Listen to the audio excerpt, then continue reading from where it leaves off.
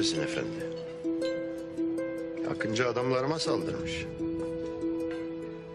İyi yapmış. Uzak dur mahallemizden.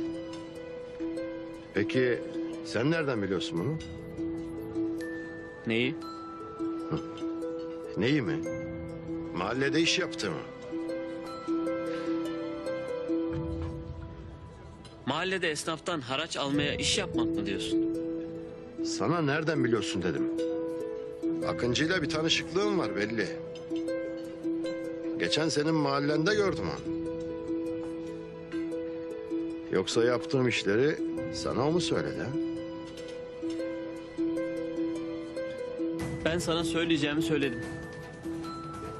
Kızını seviyorsan o işleri bırak. Yoksa Gizem'i ebediyen kaybedeceksin.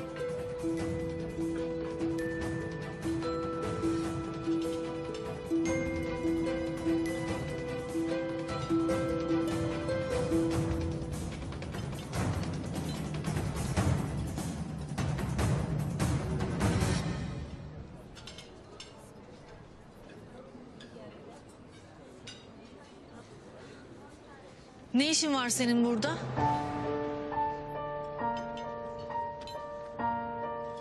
Kızım iyi misin?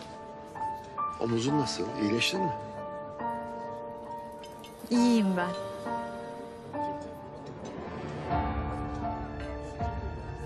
Peki canım. Görüşürüz.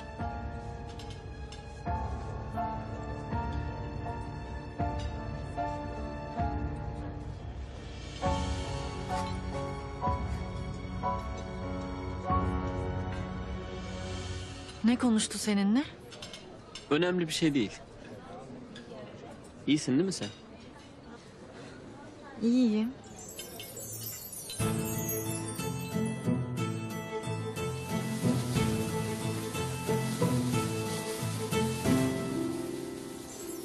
Lan.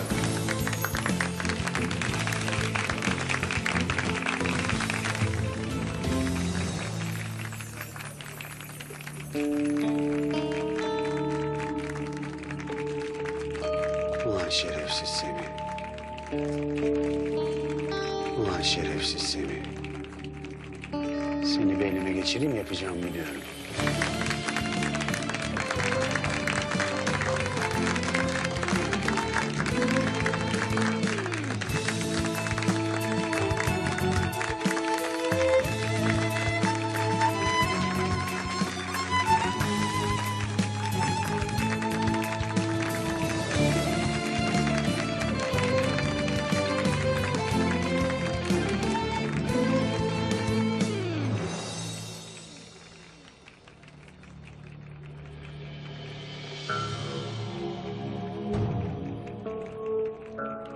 İşte orada.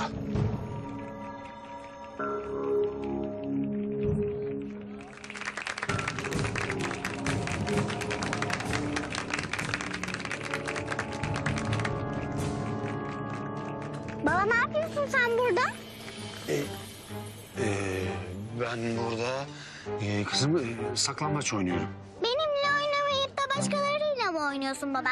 Konuşmuyorum. Küstüm. Hayda yavrucuğum. Ben seninle oynamaz mıyım hiç? Oynuyoruz işte bak. Sobeledin beni ya. Sobe sobe. Sobe.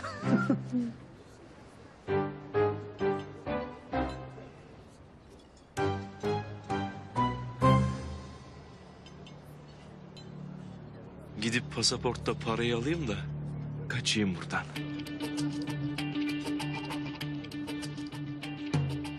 Şeyma yavrum benim birazcık işim var tamam mı? Sen şimdi annenin yanına geç. Ben işimi bitirince tekrar oynarız tamam mı? Tamam babacığım. Hadi.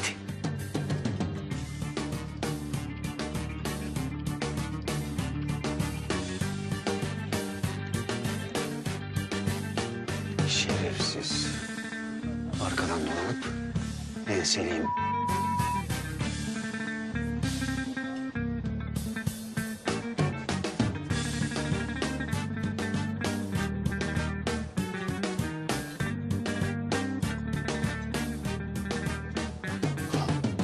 Levent, onu içeride kıstırıp yakalayacağız.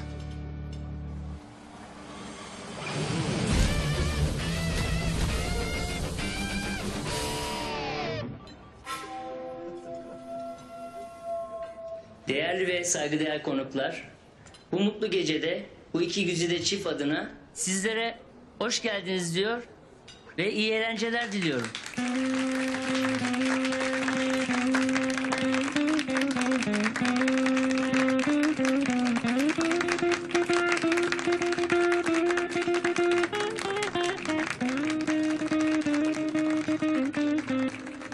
Evet, artık nikah akdine başlayabiliriz.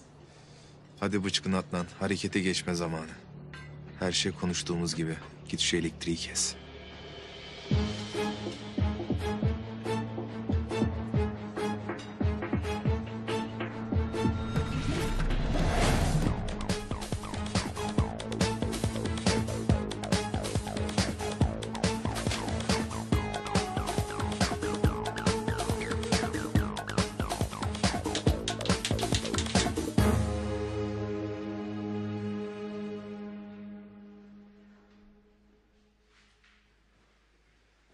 Anam kertenkele.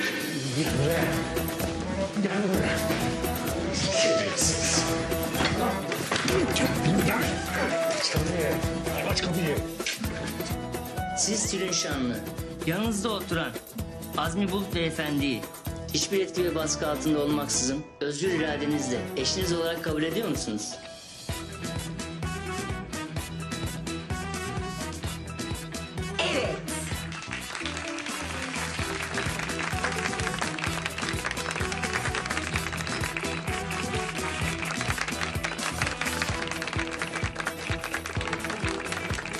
Hadi Adnan, hadi Adnan. Kes şu elektriği.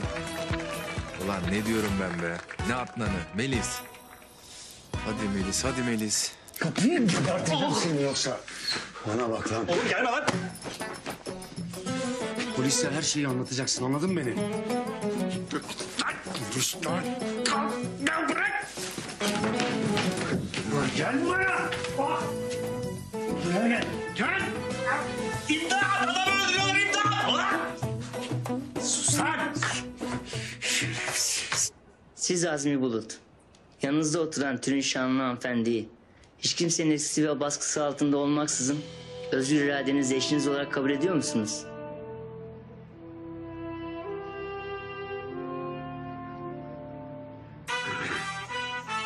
Hadi Melis, hadi Melis. Nerede lan bu elektrik? Yakın şunu. Jeneratör yok mu be? Bu ne rezalet ya? Bugün elektrik mi sönermiş Allah Allah. Bana yok. Ah! Prensesim. Tüyüm. Tüylerim yok. Prensesim yok. Allah Allah. Banu nerede? Abi. Prensesim. Tüylerim. Banu.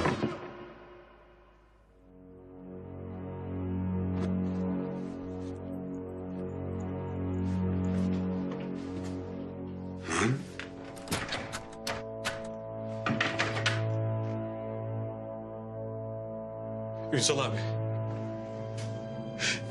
İçeride kertenkeleyi kilitledim. Yakaladım kertenkeleyi ya. Ulan bu sefer bu şerefsizin işi bitti lan. Şerefsiz. Senin ben.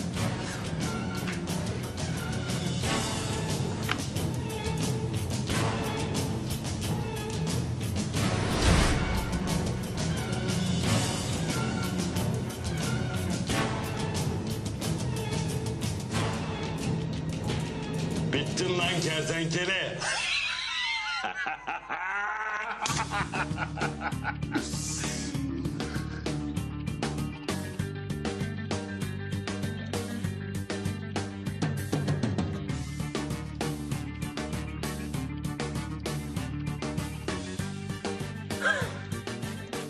Sana anahtarı ver lan. Verdim ya abi, cebinde anahtar. Tamam lan ben de oğlum ya. Kafa gitti. Vallahi sevinçten ne yaptığımı bilmiyorum lan. Abi ya. Kertenkele. Geliyorum lan bekle beni.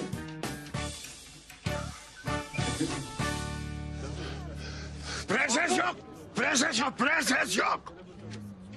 Prenses. Banu. Banu nerede ya?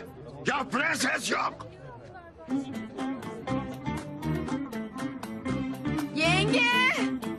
Prens! Tülin! Tülin! Ya kaçmış. Prensesimi kaçırıyorlar! Prensesim! Tülin! Nerede bu ya? Ulan! O ne lan? Ulan Batman değil mi lan o?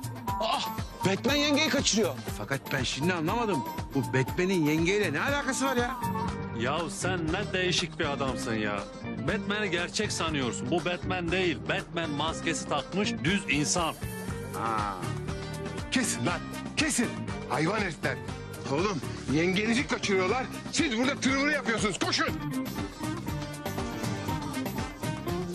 Ya ben bu işten hiçbir şey anlamadım ya.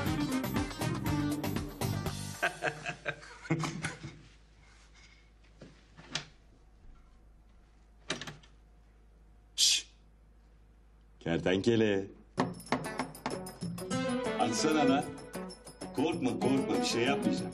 Oğlum korkunun ecele faydası yok. Aç kapıyı. Açsana lan. Açsana lan. Bir sus be, bir sus.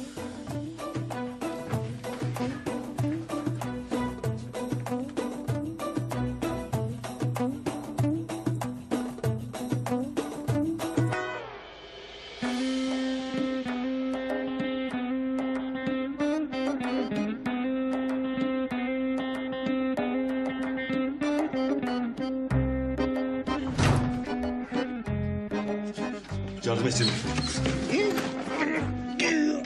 Nasibi.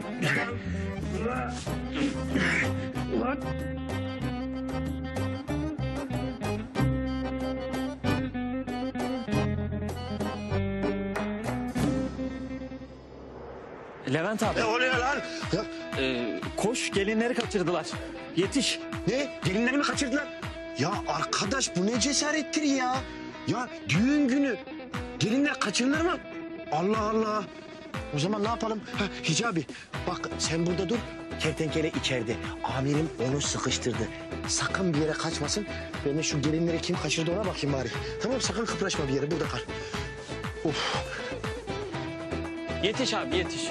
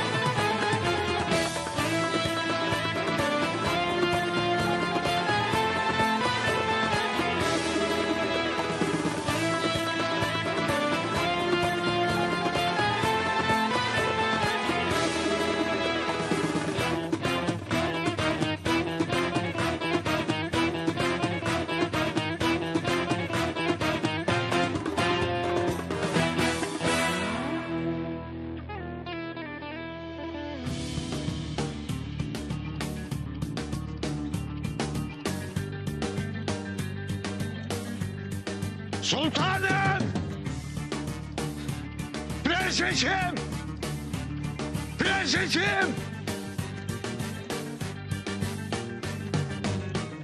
Çabuk bagajı aç, çabuk. Yavaş yavaş sakın oğlumun birini inciteyim deme. Oğlum yavaş dikkat et incitme adamı.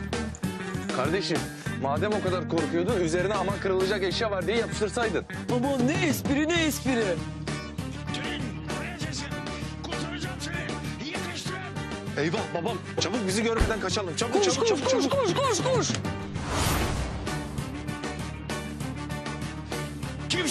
Kimse prensesim benden alamaz! Kurtaracağım seni! Kurtaracağım prensesim! Kaçamayacaksınız! Bekle beni Tülin'im! Bekle! Kurtaracağım seni!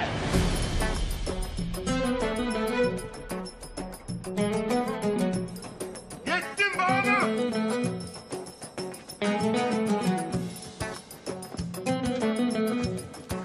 Lan! Arabaya değil mi lan bu? Koşun yakalayın lan. Ben demiştim. Deli Kenan, Banu'yu sana yar etmem demiştim.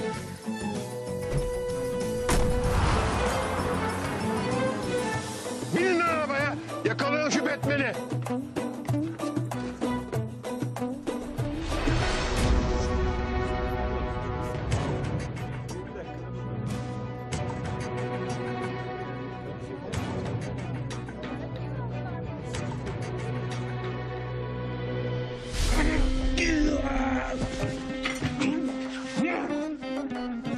Git buradan.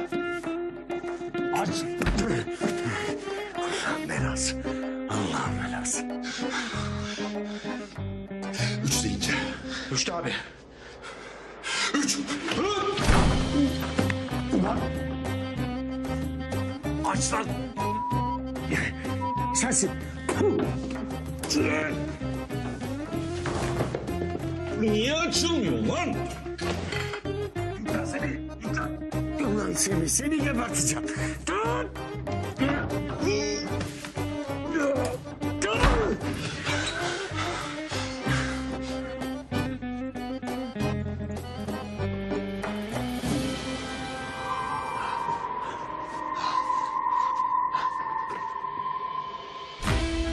Hicabi. Hoca? Hicabi.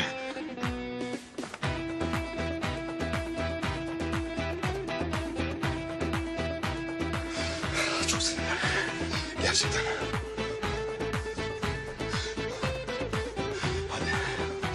Gel. Hadi şimdi. Neredesin lan şerefsiz? Ulan şerefsiz. Hicabi. Hicabi lan nerede lan? Yakalayacağım lan seni. Hicabi. Benim acil kaçmam lazım. Selametle hocam. Semih koş kaçıyor. Geldim abi.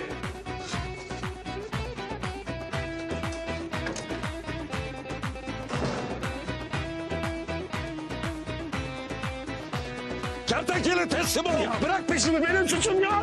Ulan suçun yoksa niye teslim olmuyorsun? Evet. Ben artık Ekrem amcanın paralarını alıp topuklayayım. Semih, Zehra? sen ne yapıyorsun orada? Ben artık kaçayım. Semih, kaçma çabuk buraya gel. Semih! Çabuk lan çabuk. Çabuk yetiş şu arabaya. Abi bu meczup da Tülin Hanım'ı kaçırdılar diye bağırıyordu. Onu kim kaçırdı acaba ya? Ulan bana ne Tülin'den lan? Bana ne Tülin'den? Benim Banu'm elden gidiyor ya. Bana ne? Çabuk yetiş şu arabaya.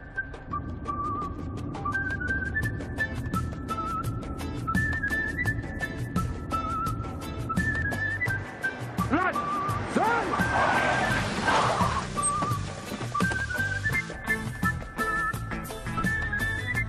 Abi bu kertenkele değil mi ya? Ah lan ah. Ah lan kertenkele. Ah. Hadi birader hadi ya. Yürüsene bassana şu gaza. Kardeşim ben ne yapayım? Ne yapıyorum? Tüh, Allah belanı vermesin. Ne yapıyorsun lan burada? Lan yürü. Ünsal peşimde. Yürü çabuk bas gaza bas. Ben de basıyorum zaten kardeşim. Hey Allah'ım ya Rabbim ya. Ben biliyordum lan ben biliyordum. Bak bak o Batman maskeli de Şevket ha. Şevket mi?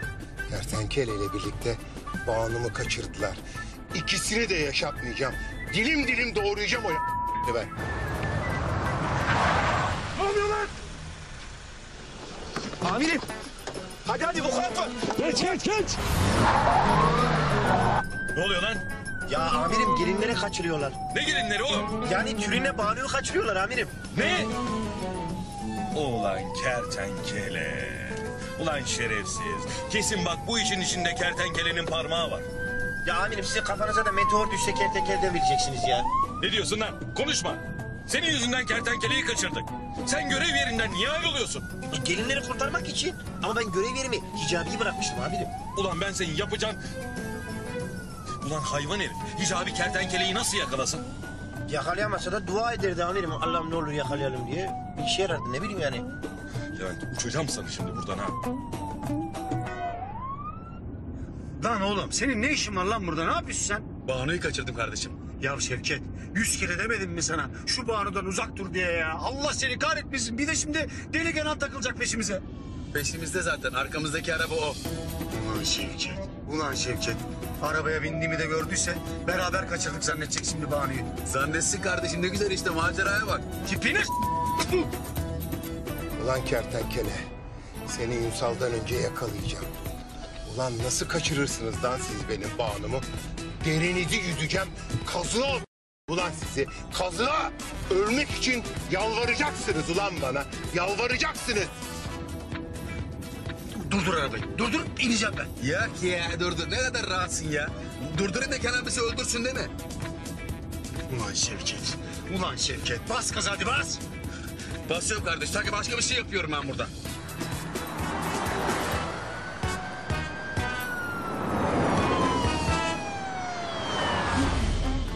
Hızlı sürsene Kemal kardeş ya. Yoksa baban yakalayacak bizi. Var ya Adnan kardeş, eğer babam Tülin Hanım'ı kaçırdığımı öğrenirse yemin ediyorum beni evlatlıktan reddeder. Kesinlikle yakalanmamalıyız. Ya ben halamı kaçırmışım. Sen nereden gidiyorsun ya? Kardeşim ben de babamın evleneceği kadını kaçırdım. Ya Allah aşkına ya. Bas gaza bas gaza. Vıdı vıdı etme bas gaza.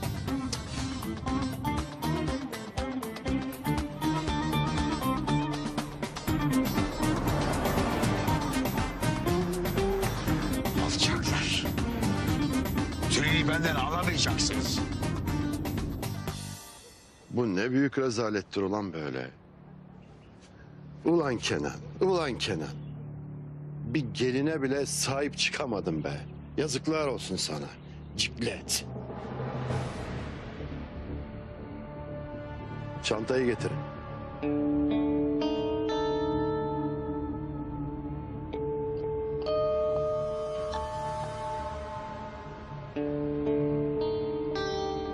Aslında senin cezan direkt ölümdü ama... madem ki canını sana siper edecek kadar kızımın aklını karıştırdın... ben de senin hayatını bağışlıyorum. Bu işi tatlılıkla çözelim. Sana reddedemeyeceğim bir teklifim var.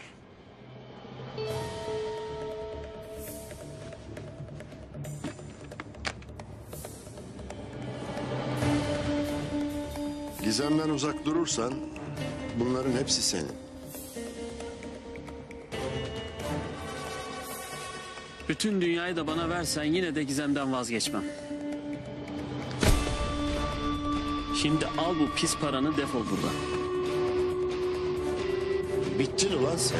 Hicabi. Ne oluyor orada? Bir şey oldu yok kızım. Müezzin efendiyle böyle havadan sudan konuşup duruyorduk işte. Hadi ben seni evine bırakayım. Zaten düğün de yalan oldu. Ben Hicabi ile gideceğim. Hadi Hicabi gidelim.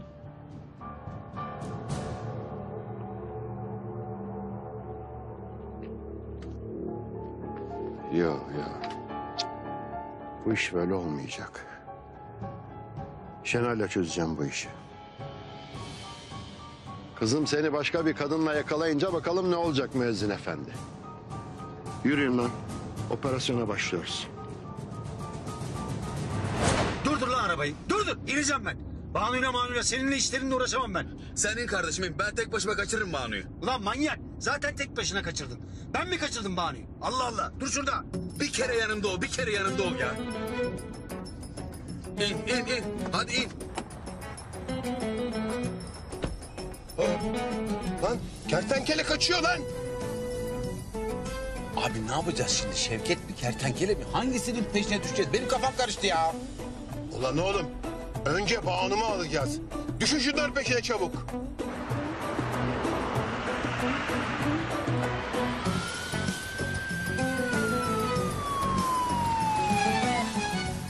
Bak lan kaçıyor. Ya amirim gelinler. Ne gelinleri lan?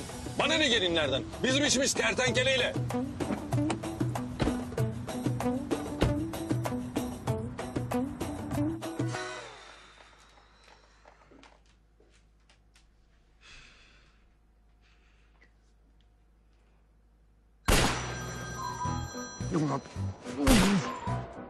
Efendim Zehra.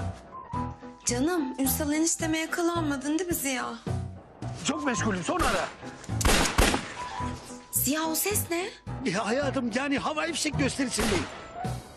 Aferin sana Ziya. Ben burada canım burnumda seni merak ediyorum. Sen orada havai fişeklerle eğleniyorsun. Ya Zehra Ünsal peşimde.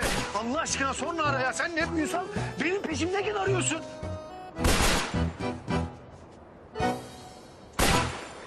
Allah Allah. Ya bunlar nereye kayboldu şimdi? Atlattık galiba Adnan kardeş. İyi hadi çek kenara ben bir halamı kontrol edeceğim. Ya neyini kontrol edeceğiz ki? Ya bir bakacağım halama. Allah Allah halam o benim. Sendeki bu hala sevgisini pek anlamadım ama. Hadi neyse. Sanarsın ki ana sevgisi. Ya ne alakası var ya Allah Allah. Sende hala sevgisi yoksa ben ne yapayım? Çek kenara. Tamam. Seninle uğraşacağıma kenara çekerim daha iyi.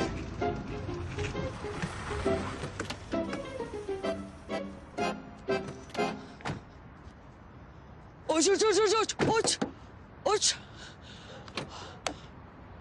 Halama bir şey olmamıştır inşallah.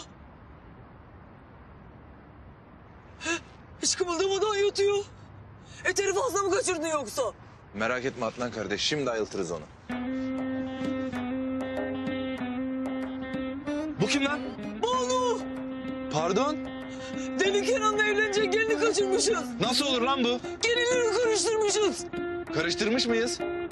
Ya bir işte düzgün yap be Kara Kemal ya. Bir işte düzgün yap.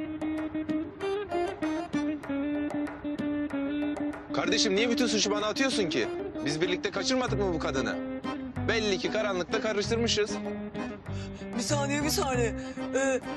Biz halamı kaçırmadıysak niye babam peşimizde? Banu'yu kaçırdıysak Deli Kenan'ın peşimizde olması gerekmiyor mu? Doğru. Bu işin tek bir açıklaması var. Demek ki diğer gelin de kaçırılmış. Ne? Diğer gelin de mi kaçırılmış? Yanılmıyorsam Tülin Hanım'ı da kaçırmışlar. Allah! Anne! Ya bir sakin ol bıçkın be, bir sakin ol. Halledeceğiz.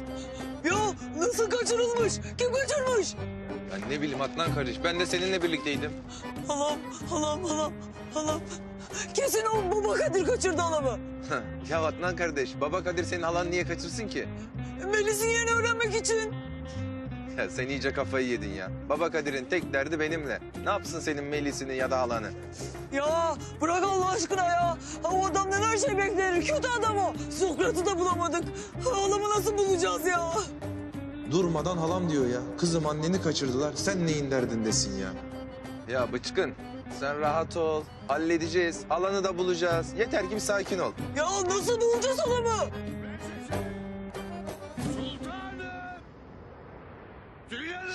Çabuk topuklayalım. Çabuk.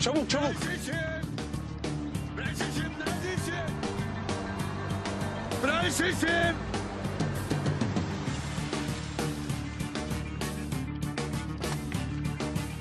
Gelinim! Sultanım! Prensesim! Sultanım! Prensesim! Yetiştim geldim! Yetiştim! Şükürler olsun! Bu kim ya? Tülin Hanım değil bu. Bu prensesim değil. Bu. Prensesim. Tülin değil bu. Bu Banu.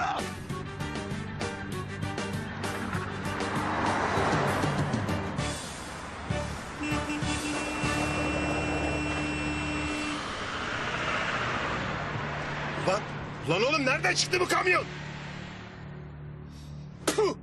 Abi galiba kaybettik korkarım yani. Allah kahretsin ya. Sizin yapacağınız işin içine edeyim ben ya. Allah kahretsin.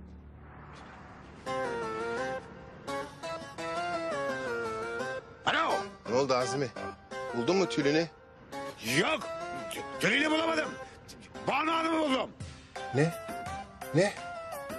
Banu mu buldun? Allah'ıma şükürler olsun ya Rabbim ya. Çok şükür. Peki biz kimi kovalıyorduk ya? Ne bileyim ben ya. Tülin'i buldunuz mu? Prensesini buldunuz mu? Alo.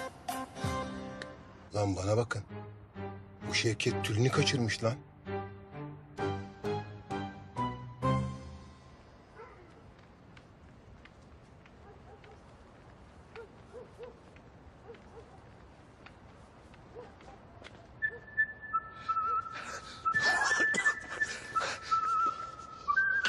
Oğlum koşsana lan. Amirim ben çok yoruldum. Siz gidin yakalayın kertenkeleyi. Ben daha sonra yetişirim size. Yetiş bana. Neredesin lan? Bittin lan sen şimdi. Kapana kısıldın oğlum. Neredesin lan? Geçmiş olsun. Lan!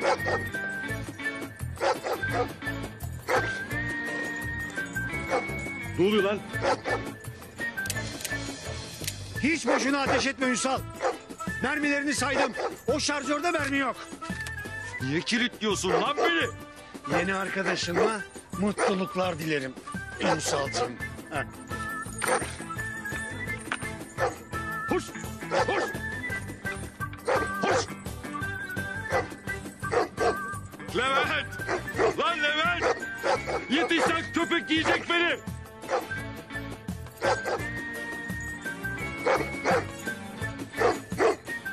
Levent! Amirim ne yapıyorsunuz siz orada ya? Levent! Kurtar lan beni! Kurtar, çabuk beni kurtar! Aç şu kapıyı! Amirim ya. Bu hizasına ineyim. Tamam oğlum, tamam oğlum. Tamam. Tamam.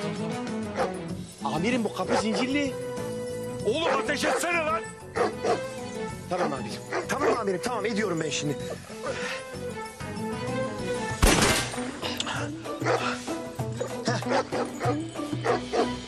Hoş! Lan hoş! Hoş! Gelin amirim. Gelin. Lan! Tamam. Kapa lan kapa!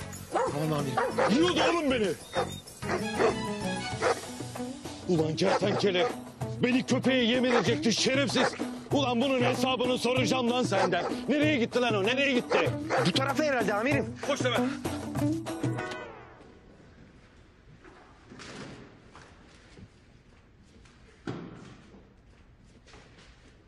Oh be.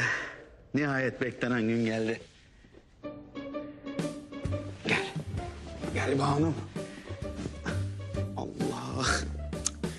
Ya bir heyecan, bir telaş sanki var ya düğünü yapmışız da şey gibi. Bir heyecan oldu şimdi Banu. Şuraya bak. Sanki hakikaten evlenmişiz gibi. Tam senin gelinlik tamam da. O da benim damatlık pek olmadı ama olsun ne yapacaksın kader. Ona bakarsan mekanına pek uygun değil. Hadi bismillah. Allah belanı vermesin sen. Ne yaptın lan Şevket? Meczubun karısını kaçırmışım ben ya.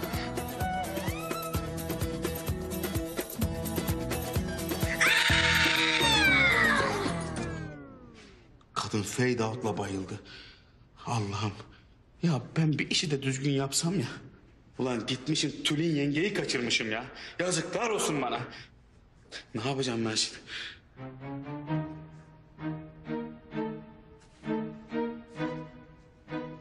Bir dakika. Ulan meczup benim hazineme çökmedi mi? Çöktü. O zaman Tülin yengeyi kullanıp hazineyi geri alacağız.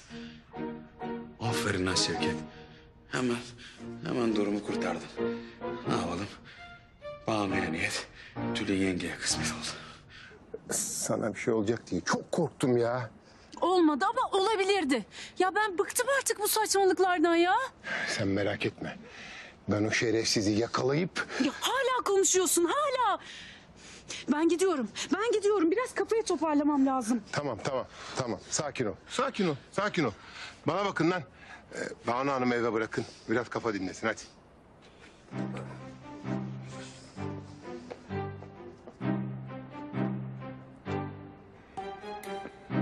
Ulan Şevket. Seni bir elime geçireyim var ya. Yalnız Şevket Banu'yu kaçırmadı ki Tülin'i kaçırdı. Peki Banu'yu kim kaçırdı?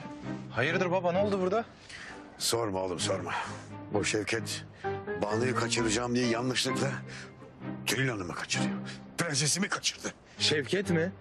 Vay şerefsiz Şevket. Var ya ulan ben seni elime geçirirsem. İyi de niye bırakmadı halamı? Halama bir şey yaptı. Halama bir şey yaptı. Sakin ol kardeşim, sakin ol.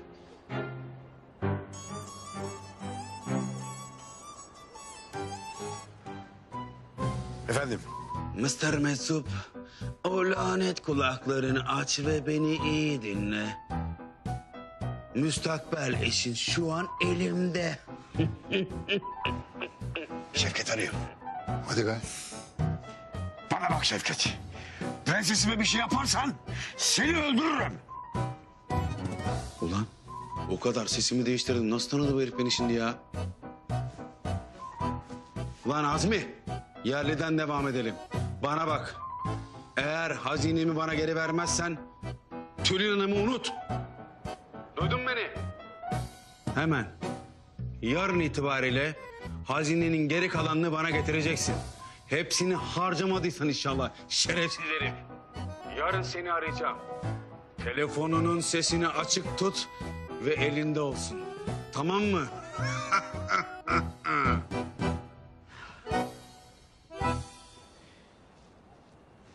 Ne diyor? Ne diyor? Alçak. Fidye istiyor. Benim hazinemi fidye olarak istiyor. Vay şerefsiz vay. Vereceksin değil mi fidyeyi? Hazine olarak hazineyi fidye vereceksin değil mi? Ha? Vereceğim tabii. Bütün hazinelerim ona feda olsun. Bana bak. Yarın sen ona o hazineyi verirken biz de o pusu kuracağız, pusu. Sen merak etme Bıçkın kardeş. Ne yapar eder o halanı kurtarırız.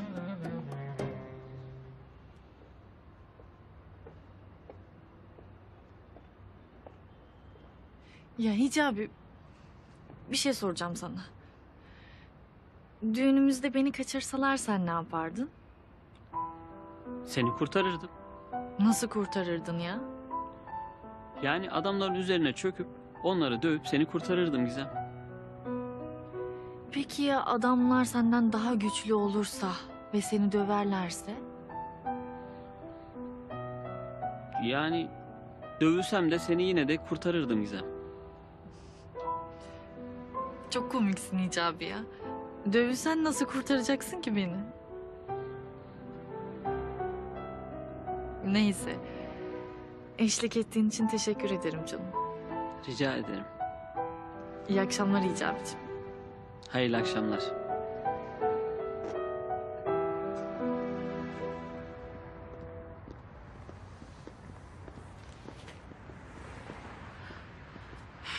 Ne oldu? Beni niye çağırdın? Merhaba Şenay. Sana bir işim düştü. Yine ne isteyeceksin? Bir müezzin var. Onunla biraz ilgilenmeni isteyeceğim. Müezzin mi? Müezzin ne yapacağım ben? Yolda anlatırım.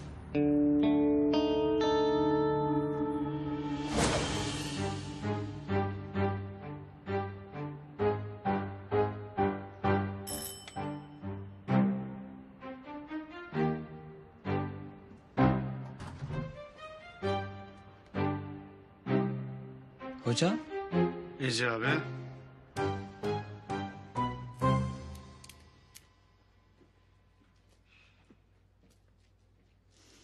Ulan Şevket. Sen benim halamı nasıl kaçırırsın lan?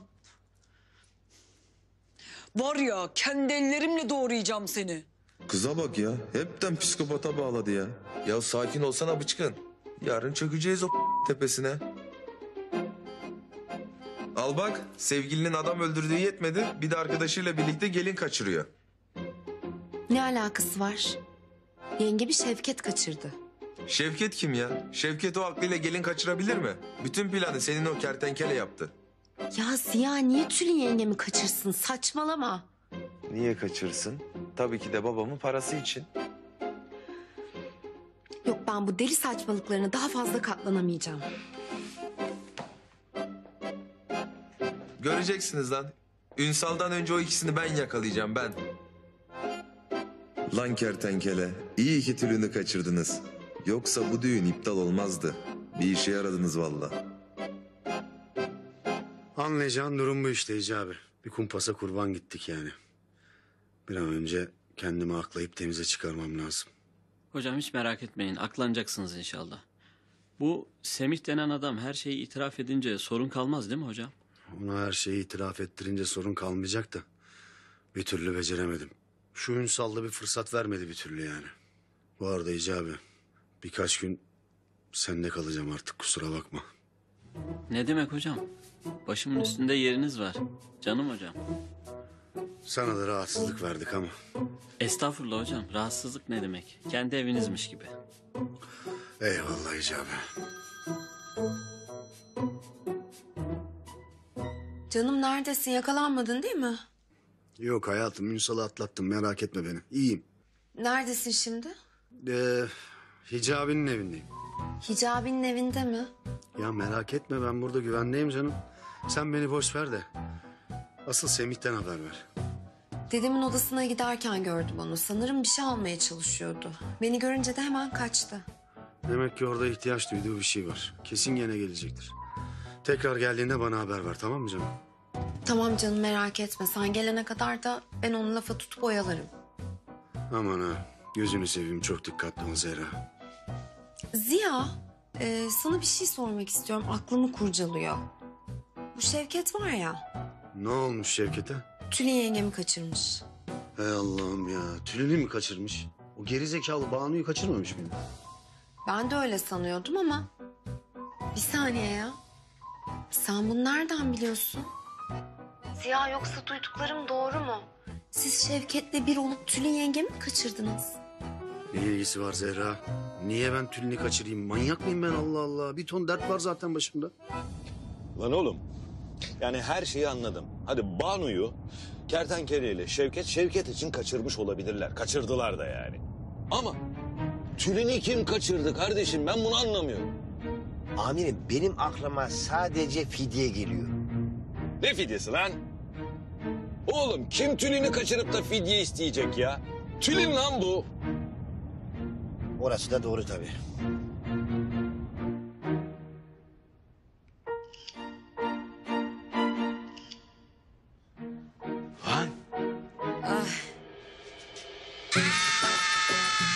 Ay, sen kimsin? Beni niye kaçırdın? Ne istiyorsun benden? Ya sakin ol kadın, sana zarar vermeyeceğim. Sadece sende bana ait olan bir şey var, onu alacağım. Ne alacaksın? İmdat! Bana ait olanı bana vereceksin. Ne vereceğim? Sapık! Sen vermeyeceksin, kocan verecek. Ya ne verecek? Ne istiyorsun benden? Sapık var, yardım edin! Ya kocan da bana ait olan bir şey var, onu verecek. Sapık! İmdat! Kurtarın beni, imdat! Ay, kurtarın! Ne yapıyorsun? Ne yapıyorsun? Hayır, hayır, hayır! Ay! Ay! İmdat! İmdat! Shut up. Hocam müsaadenizle ben bir duş alacağım. Siz de kendi evinizmiş gibi rahat edin ne olur. Sağ ol Hicabi, sağ ol. Siz de sağ olun hocam.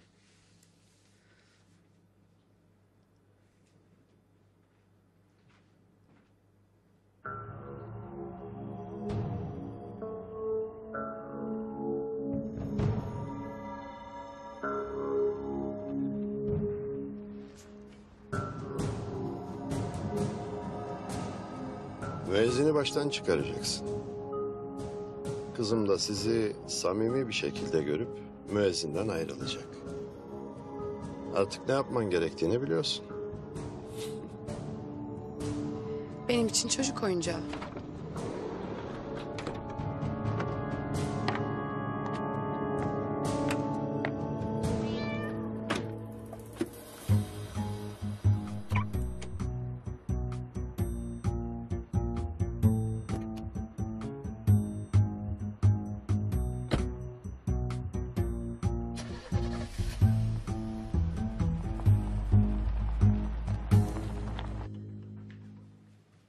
Ulan Semih.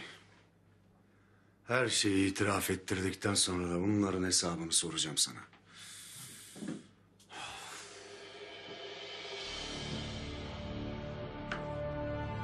Burası niye böyle kabarık lan?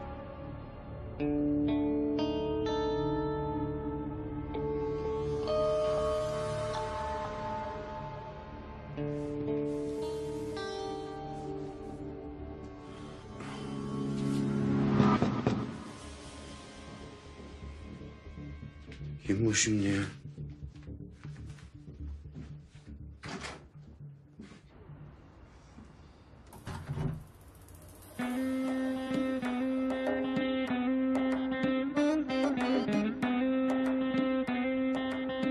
Buyurun, kime bakmıştınız? Hicabi'ye bakmıştım. Hicabi. Evde yok mu yoksa? Ama bana evde olduğunu söylemişti. Ha, yok yok, Hicabi burada da. Ya siz gerçekten kimi aramıştınız? Dedim ya Hicabi'yi arıyorum diye. Hicabi. Hicabi mi? Evet Hicabi. Siz beni dinlediğinizden emin misiniz? Ay yok, Hicabi içeride. Duşta kendisi de. Eğer söyleyeceğiniz bir şey varsa ben iletebilirim kendisine. Ben kendim söylerim. Yani gerek yoksa hem aramızda zaten söyleyeceğim şey. Özel yani.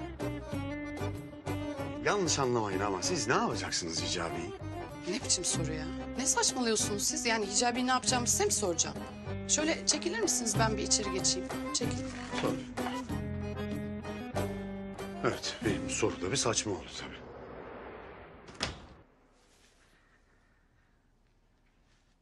Bu ne dağınıklık Gizem ya. Hicabi gibi biriyle evlenince ne yapacaksın sen? Cık. Yok artık ya. Bu kadar da olmaz yani.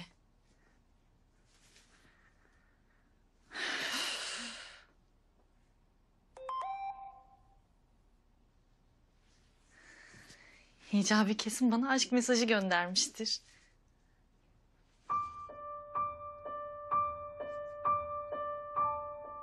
Sevgilin şu an güzel bir kadınla evinde gönül eğlendiriyor. İnanmıyorsan git bak. Aa, kim bu ya? Kim bu salak ya? Pis yalancı. Yalanın da bu kadarı olur yani. Hicabi hiç öyle şey yapar mı ya? Allah Allah.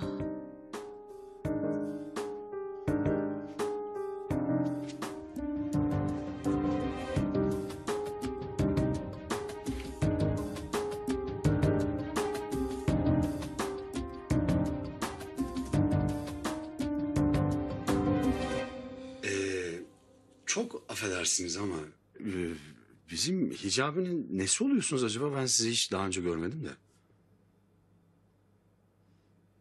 Sevgilisi. Ney? Hayır hayır. Hicabi asla öyle bir şey yapmaz. Allah'ım nasıl çirkin bir iftira bu ya?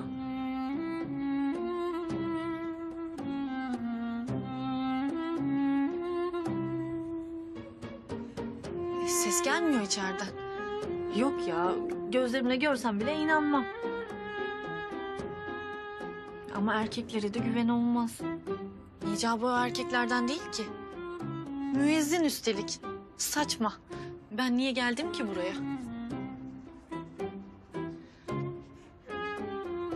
Yok ya, niye kapıya vuracağım ki?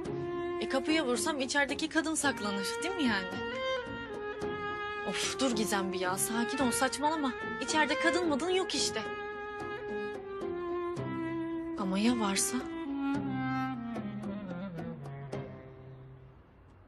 Yani sevgilisi derken hangi anlamda ben tam anlayamadım da. Ne demek hangi anlamda? Her anlamda.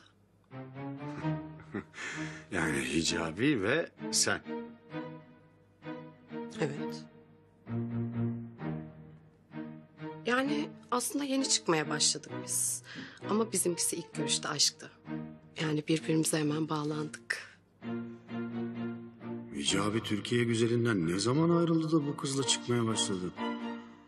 Vay be, Hicabi'ye bak. Bizden çapkın çıktı ha.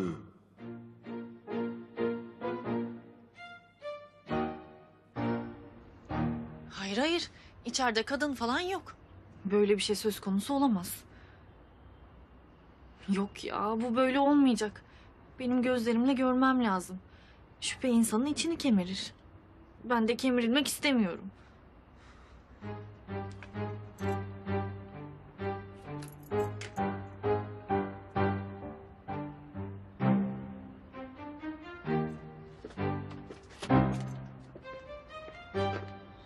Gizem, Zehra, Sen ne yapıyorsun burada hırsız gibi? içeride kadın var.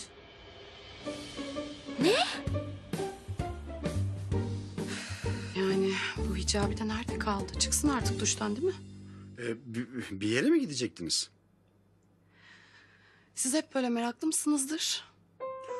Yok, genelde meraklı değilimdir. Meraklı olacağınız tuttu galiba. O da bana denk geldi. Galiba. Hicabi beni her zaman gittiğimiz yere götürecekti. Efendim? Hani sormuştunuz ya siz nereye gideceksiniz diye. Ha, hayırlısı diyelim o zaman. Hocam kombi de 70'i vurdu vallahi. Siz de bir duşa... Sevgilim. Tövbe estağfurullah, sen kimsin ya? Ne yapıyorsun sen?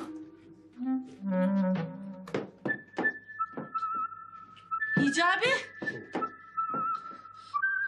Bana bunu nasıl yaparsın ya?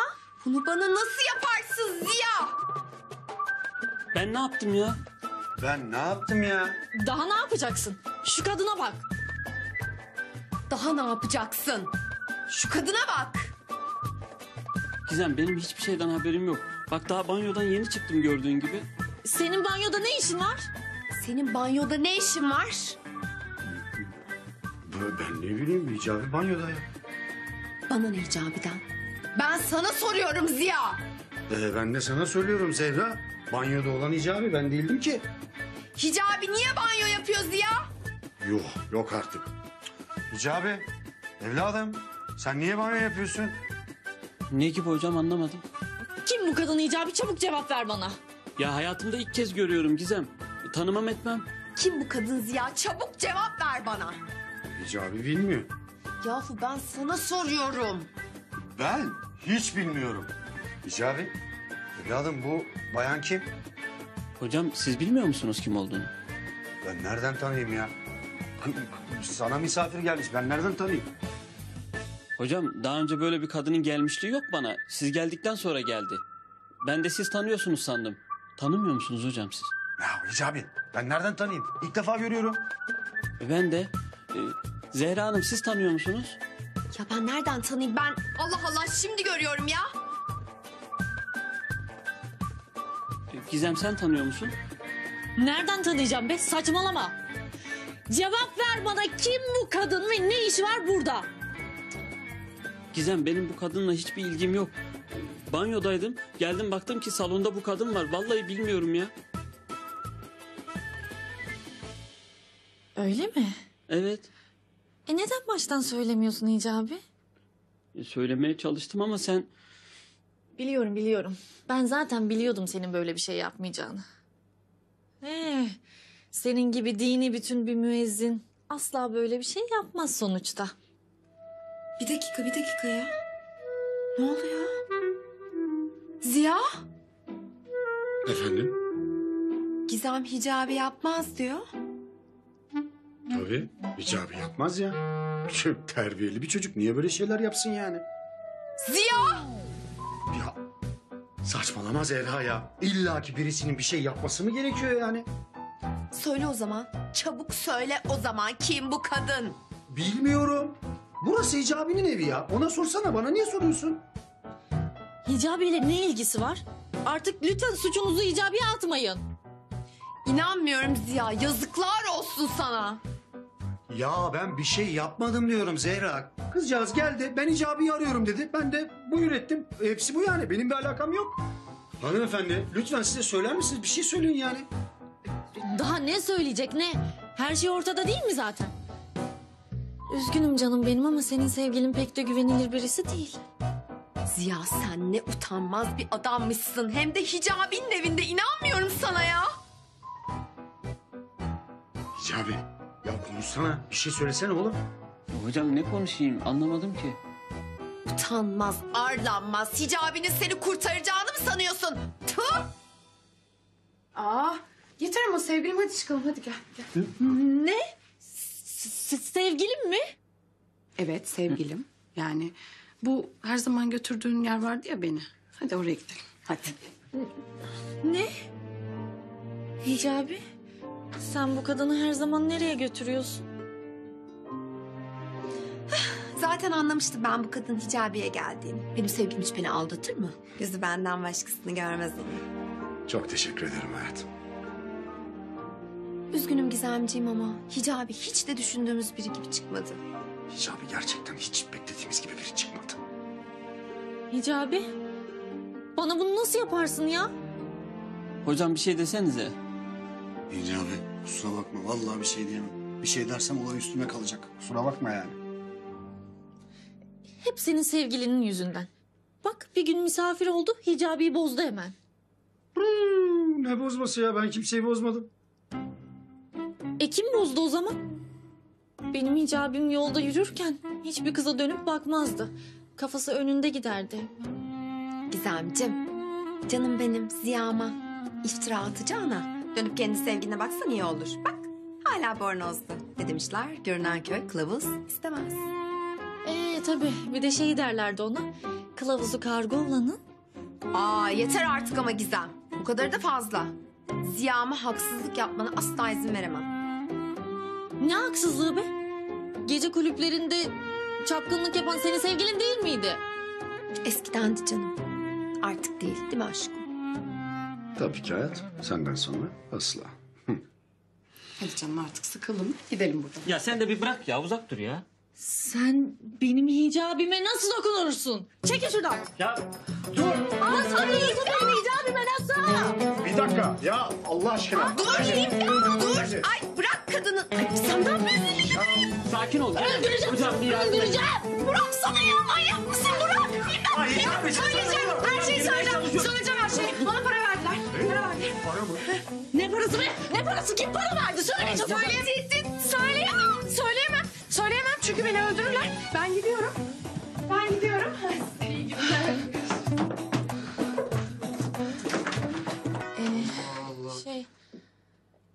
Bıdım. Ben senden bir an için bile şüphelenmedim. Ben senin biliyordum zaten böyle bir şey yapmayacağını. Çok belli. Biz de zaten inanmamıştık. Değil mi aşkım? Yani nesine inanacağız da. Bu kızı kim gönderdi o zaman? Kim olacak Hicabi? Babam gönderdi. Seni benden ayırmaya çalışıyor. Ama aşkımıza hiç kimse engel olamayacak Hicabi. Babam bile.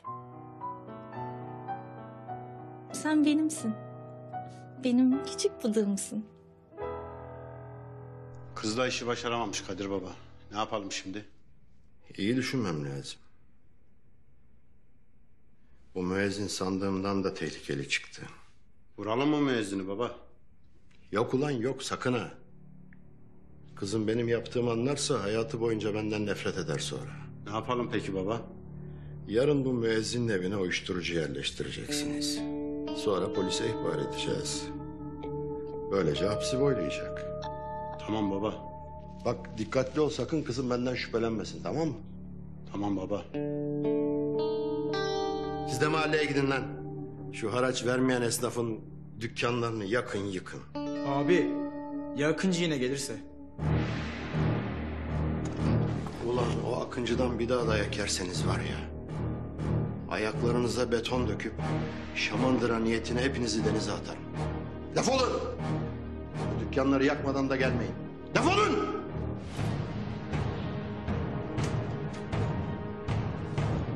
Kadir Baba'ya haraç vermeyen adamın dükkanı yakılır koçum.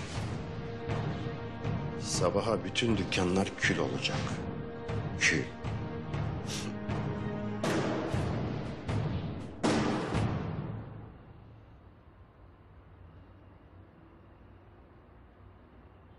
Hayırlı geceler Gizem. Hayırlı geceler Hicabi.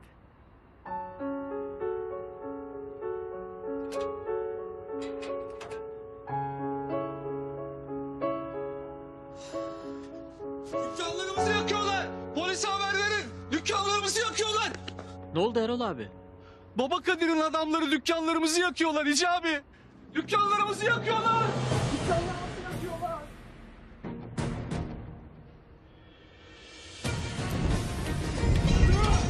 Lan ne uşaklar ne ediyorsunuz lan? Lan ne yapıyorlar? Dükkanları yakıyorlar lan. Lan ne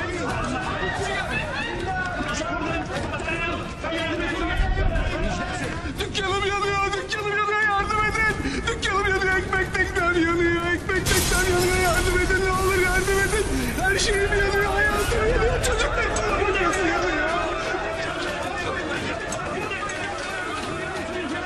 milletin rızkı kulağı içine ya. Ayıptır, günahtır ya. Sizin aileniz yapmayın. Yapmayın dükkanlarımızı ne olur. Milletin rızkından ne istiyorsunuz ya?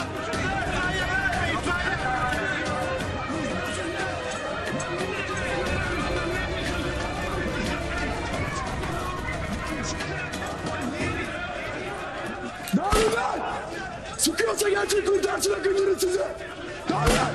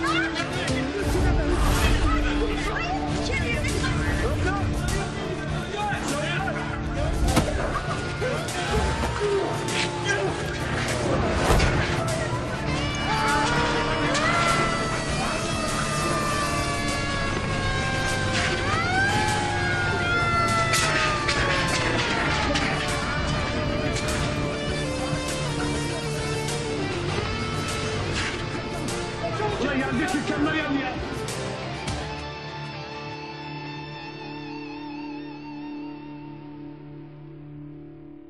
Affet Kadir baba. Akıncı bir anda karşımıza çıktı. Bir şey yapamadık.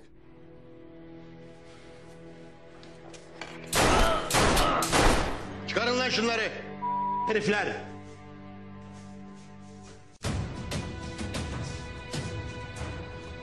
Ulan Akıncı. Kimsin ulan sen? Her yerde karşıma çıkıyorsun. Bu müezzin belasından kurtulur kurtulmaz dünyayı dar edeceğim sana. Sıranı bekle Akıncı. Defterine düreceğim seni. Adamlarına söyle. Bu uyuşturucuyu müezzinin evine koysunlar. Sonra da beni arayın. Tamam Kadir baba.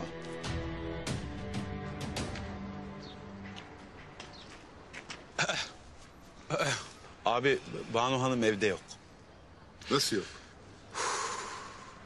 Galiba buraları terk etmiş. Ne? Bu mektubu da sana bırakmış. Komşusu verdi.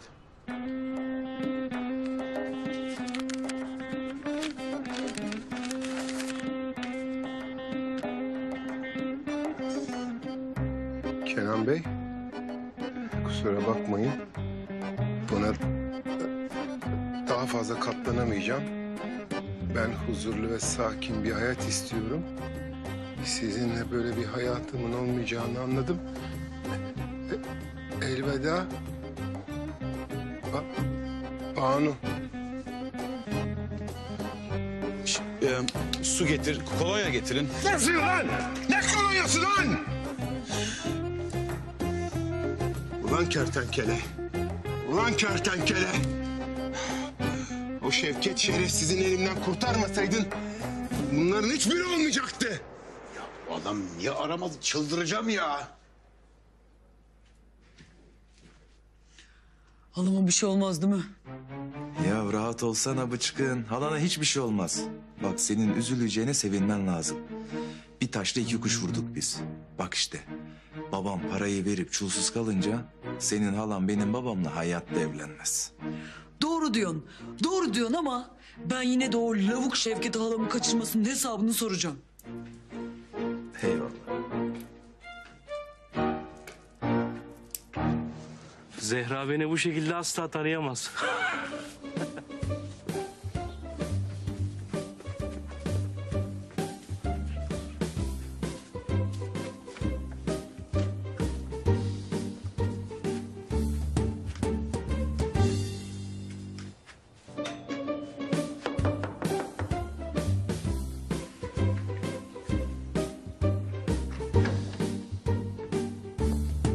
Aa. Buyurun. Zehra Şanlı'nın evi mi acaba? Evet, burası buyurun. Efendim ben ilaçlama şirketinden geliyorum. Bu ev için ilaçlama talebinde bulunulmuş. Kim bulunmuş? Kim bulmuş? Azmi Bey bulmuş efendim. Evinizde bol miktarda tahta kurusu varmış. Tahta kurusu mu varmış? İyi, ben çok korkarım tahta kurusundan. İşte biz de tam bu sebepten dolayı buradayız. Sizi korkularınızdan kurtarmak için hanımefendi. İyi, tamam buyurun. Teşekkürler. Teşekkürler. Ay tahta kurusu mu varmış ya? Niye hiç beni yemedi?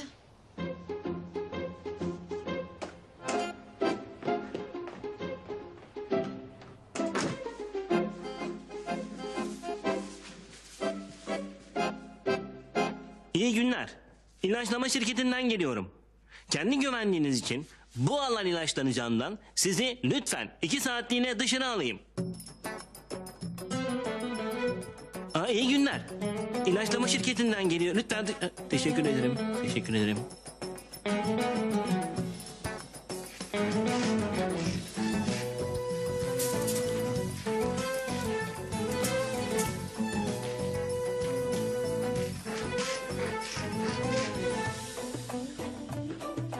Zehra Hanım, burası ilaçlanacağından çok tehlikeli olacak. Lütfen sizi dışarı alayım. Bir saniye ya.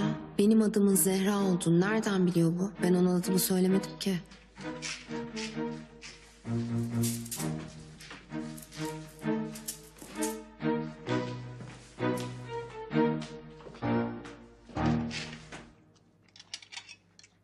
Hicabi? Gizem'le aran nasıl? Evleniyor musunuz? Çok şükür iyiyiz hocam. İnşallah evleneceğiz. Vallahi Hicabi sen benden hızlı çıktın. Yani bizden önce evleneceksin gibi.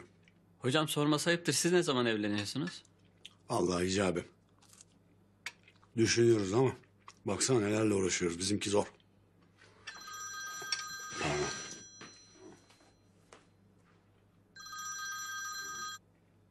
Efendim Zehra? O burada. Duyamıyorum ki canım.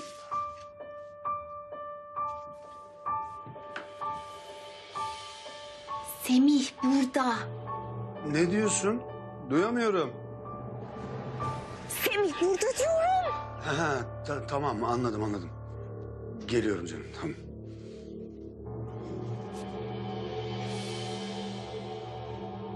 Hicabi benim acil çıkmam lazım.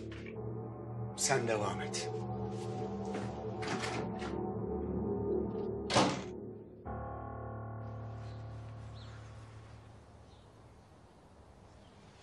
Tövbe tövbe. Hayırdır inşallah Adnan kardeş? Yok bir şey Kemal kardeş ya. Biz neyle uğraşıyoruz? Milletin derdi ne?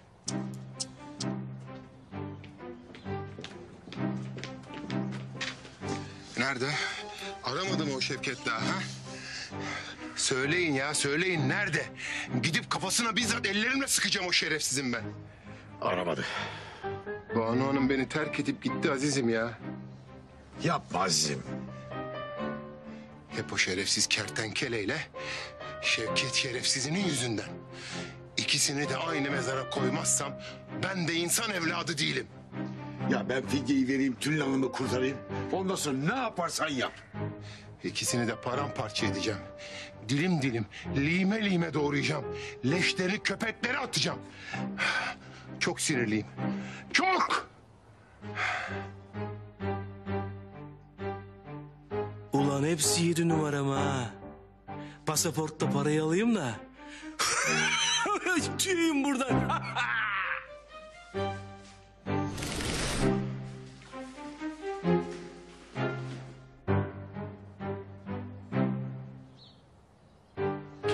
işi var lan burada?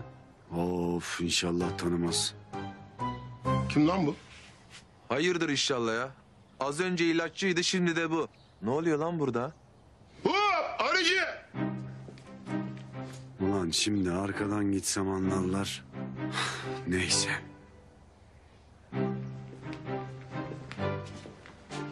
Kimsin lan sen? Şimdi ayvayı yedik işte. Arıcıyım.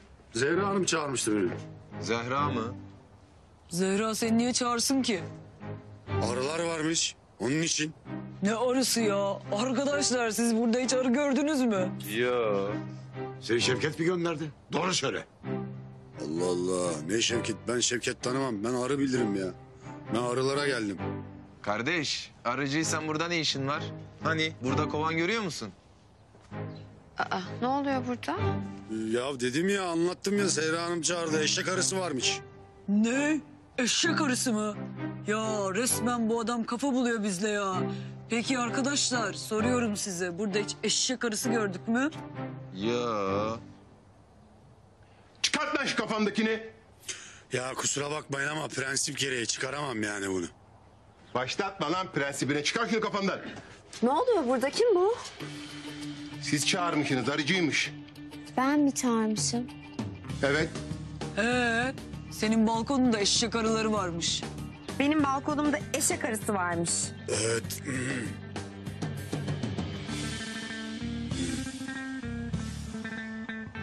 Benim balkonumda bir eşek arıları var. İnanamazsınız. Böyle böyle. Nasıl ya? Ben yıllardır burada yaşıyorum. Ne bir eşek arısı yuvası gördüm ne de duydum. Sen nereden bileceksin pardon? Daha dün geldi. Ne yapıyorsun Melis? Yani şey demek istedim. Halamdan böyle bir şey duymadım hiç. Buyurun Arıcı Bey, ben size odamı göstereyim. Bir dakika. Kardeş, önce şu maskeni çıkar da ondan sonra git. Sana ne onun maskesinden? Çık şuradan. Çıkar lan o maskeyi. Yoksa o maskeyle gömerim seni şimdi buraya. Ya ne kadar bağırdınız ya. Allah Allah çıkaramam diyorum. Efendim? Lan meczup. Fidye hazır mı? Şevket! Ne yaptın prensesime? Yedim. Şevket mi? Öldüreceğim o şerefsiz.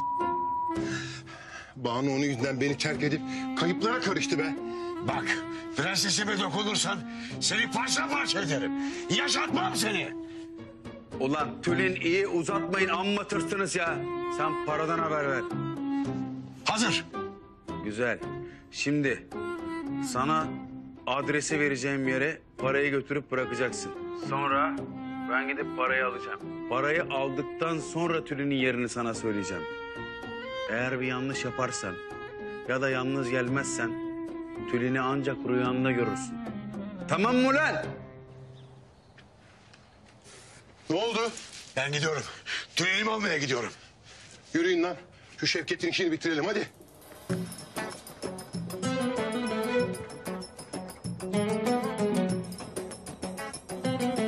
Ulan Şevket, sonunda bir işe yaradım be.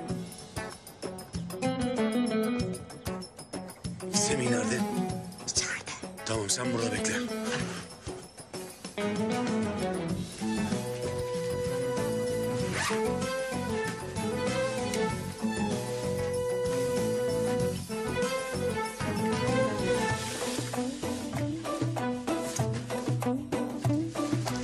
Oh.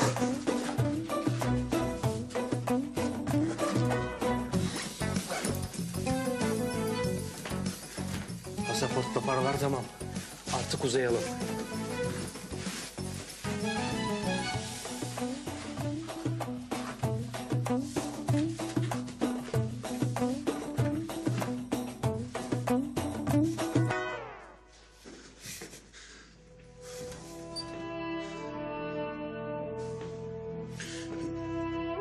Bittin lan sen. Aha kertenkele.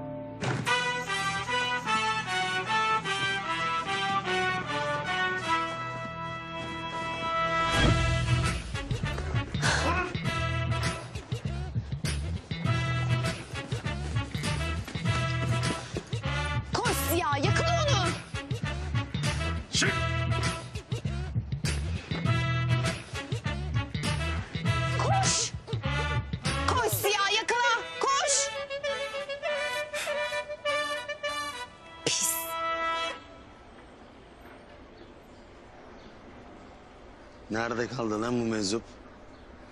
Yerim gerildik şurada ya.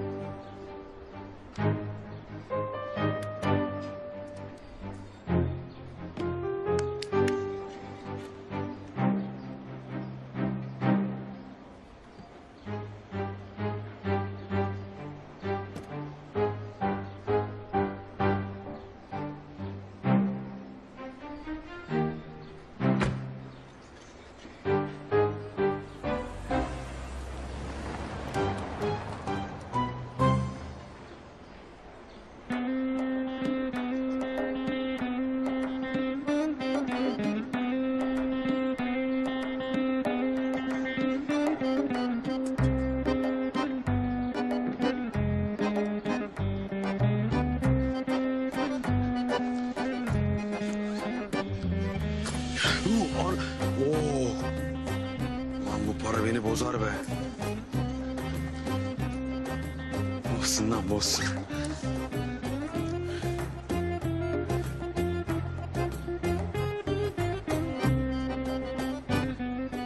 Alo. Tülin Hanım sokağın sonundaki siyah içinde. Bagajında.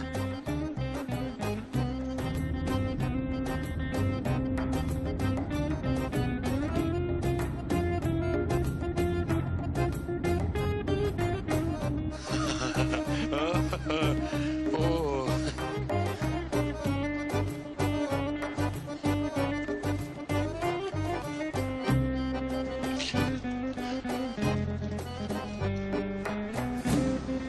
Şevket! Ulan şerefsiz meczup bana tuzak kurmuş.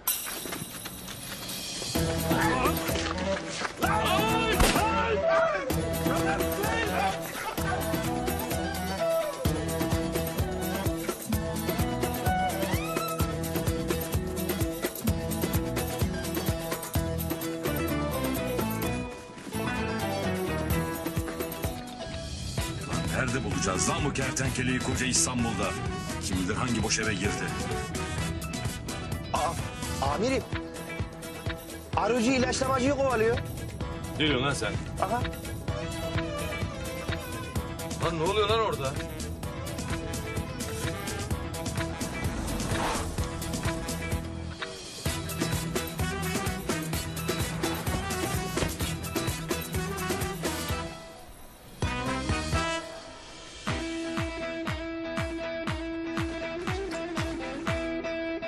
Koşun! İnşaata girdi!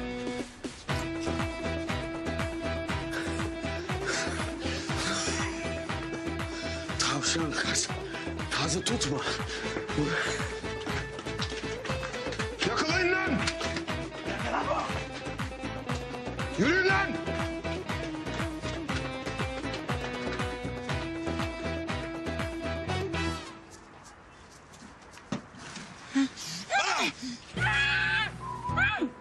Hay Allah! Ya kim yaptı bunu? Hay... Kurtardım bebeğim, kurtardım. Ay Azmi Bey. Ay Azmi Bey. Azmi Bey. Korkma, kurtuldum. Ben kurtardım seni. Ay Azmi Bey. Azmi Bey beni kim kaçırdı? Şevket kaçırdı. Bırak. Ya neden kaçırdı Şevket? Ne istiyor benden? Senden bir şey istemiyor. Benden istiyor. Benden fidye istiyor. Azmi Bey inşallah vermediniz. Azmi Bey? Yani verdim tabii. Senin için her şeyim feda olsun. Her şeyim feda olsun. Ya Azmi Bey hepsini vermediniz ama değil mi? Bütün paramı verdim desem var ya, Tülin yüzüme bile bakmaz. Yok canım, olur mu o kadar? Bir kısmını verdim. Hala sana saraylar, hanlar, hamamlar, arabalar, yatlar, katlar alacak kadar param var. Zenginim. Ay! Evet. Ay gerçekten Azmi Bey. Evet ya. Ay canım benim. Ay kavuştum size Azmi Bey. Canım. Ulan insan bir 8-10 kat daha yapar ya. Ne biçim adamsınız kardeşim.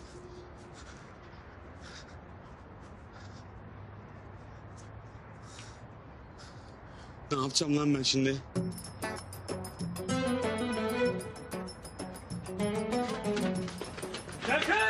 Öldürecekler lan beni.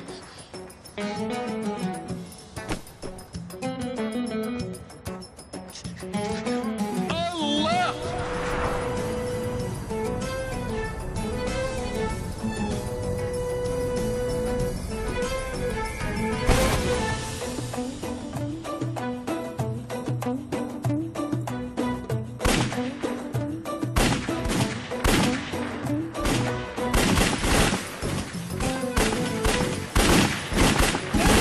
Bir adamı vuramadın da ben uçağın sineği gözünden vururum. Ne yapıyorsun bıçkın? Katil olup hapislerde mi çürüyeceksin? Ya bırak şunu mızıyayım bırak. Bırak diyorum sana ya. Çekil, ben hallederim. Bravo bravo.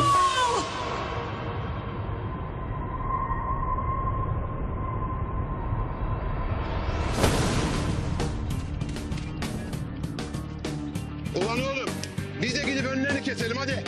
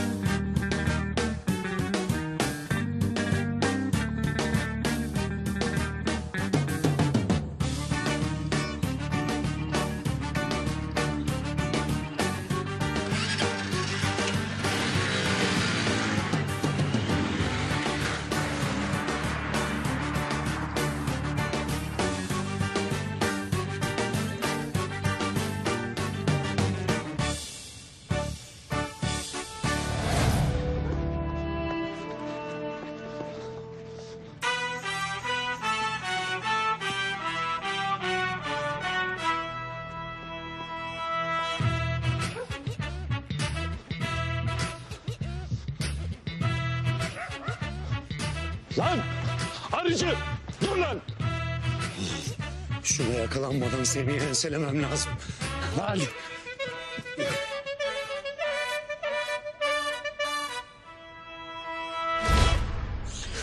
Anne iyi misin? Adnancığım iyiyim.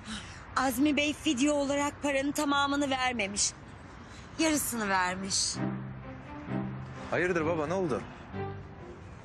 Hiç sorma oğlum, hiç sorma. Paranın tamamını kaybettim. Eğer o parayı geri alamazsak var ya... Tülin Hanım benimle asla evlenmez. Sen merak etme babacığım, o iş bende. Aslan oğlum benim. Önce sen Tülin Hanım'dan vazgeç, sonra parayı alması kolay baba. Tülin Hanım, Tülin Sultanım. Azmi Bey. Gel kişi.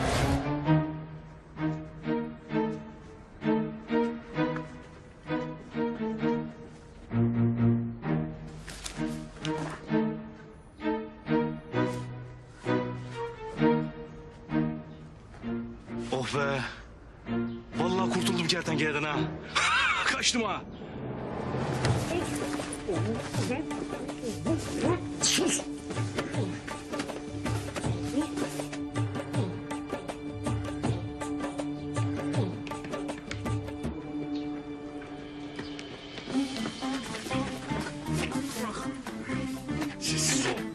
Nereye gitti lan bunlar?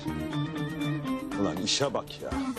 Kertenkeleyi kovalayacağımız yerde bir aracıyla bir ilaçlamacıyı kovalıyoruz lan. İş mi lan bu?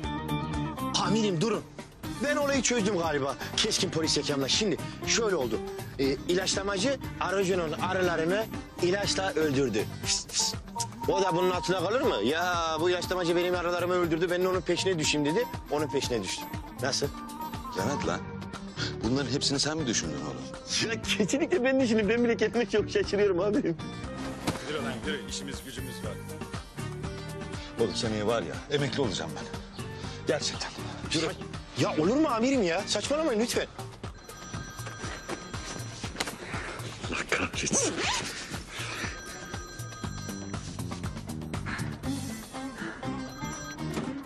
Efendim Zehra. Alo Ziya, ne yaptın? Semih'i yakalayabildin mi canım? Ha yakaladım elimde. Ben şimdi seni sonra arayayım tamam mı? Hadi. Sonunda Ziya aklanabilecek ve biz rahatça evlenebileceğiz inşallah. Şu Bahar'ı da sepetledin mi? Bu iş tamamdır. Gel bebişim. Zehracığım. Geçmiş olsun canım. Ay mersi sağ ol Zehracığım aşkım benim bir tanem sağ ol. Çok geçmiş olsun Tülin. Gel yavrum. Hı hı, İçeri sağ girelim ol biz. canım. Gel. Gel bebeğim. Ah Azmi Bey ah. Gir.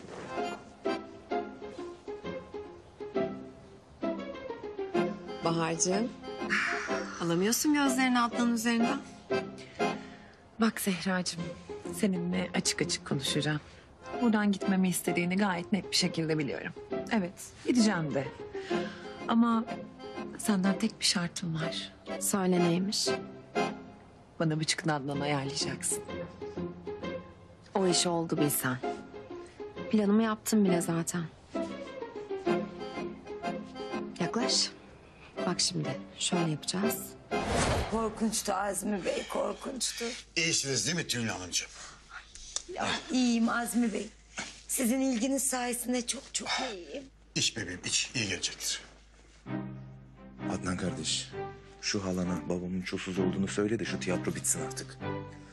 Tamamdır, hallediyorum. Hadi koçum. Şimdi Tülin halacığım, benim size söylemek istediğim önemli bir mevzu var.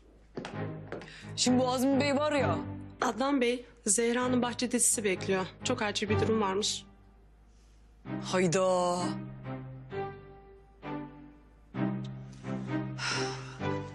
Sonra hallederim.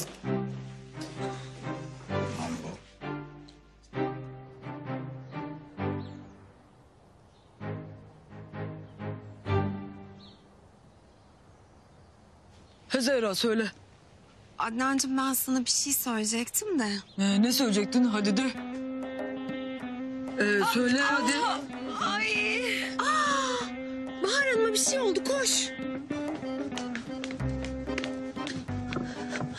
Ay. Bahar Hanım iyi misiniz? Ay ayağım çok acıyor ya. Ay herhalde ayağı burkuldu. Hadi içeri taşısana Adnan. Nasıl taşıyacağım ben bu kızı ya? Nereden baksan 70 kilo vardır. Zehra hadi bir el at da birlikte taşıyalım bari. Adnan güçlü kuvvetli kolların var taşısana ya. Kolaysa sen taşı. Ne güçlü kolu be.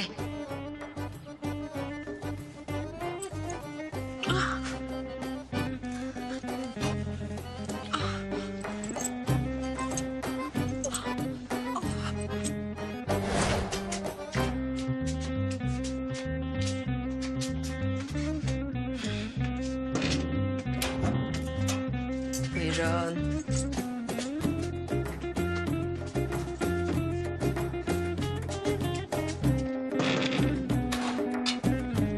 Yes oldu bu iş. Tının. Ay çok teşekkür ederim. Of. Ay. Şimdi gerçekten daha iyiyim Adnan Beyciğim. Çok sağ olun. Sen bir de onu bana sor. Belim koptu be. Bahar Hanım siz dinlenin ben size buz getireyim. Allah Allah Zehra nerede ya? Of. Ay çok acıyor ya.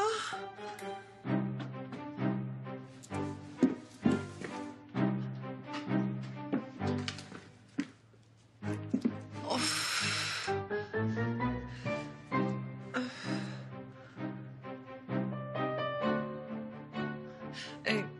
Bileğim biraz buzlu ovalar mısınız Adnan Beyciğim? Tabii tabii.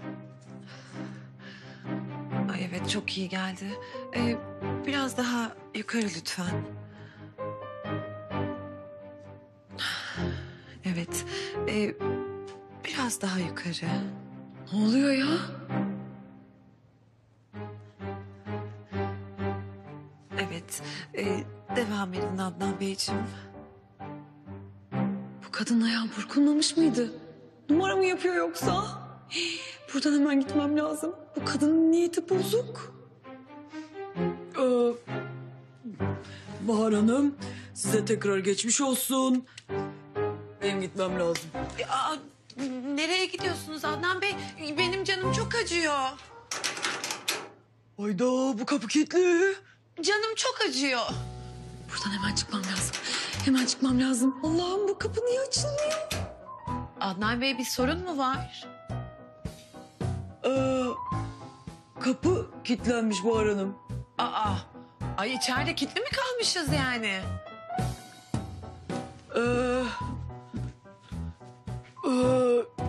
Sizde yedek anahtar var mı Bahar Hanım? Vallahi bende anahtar falan yok Adnan Beyciğim.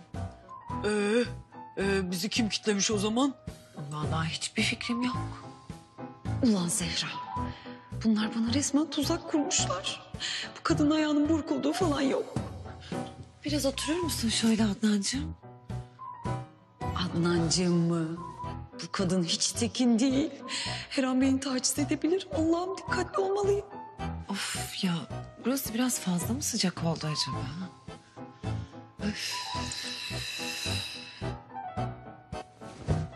Oha, ne yapıyor lan bu kadın?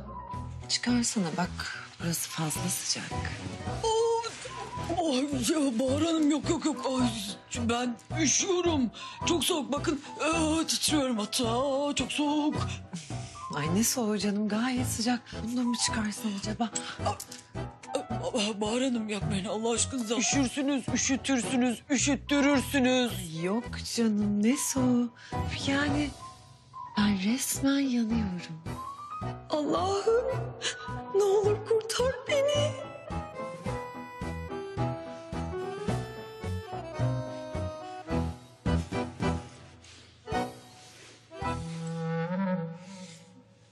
Adnancığım, iyi ki yanımdasın. Sen olmasaydın ben burada ne yapardım acaba?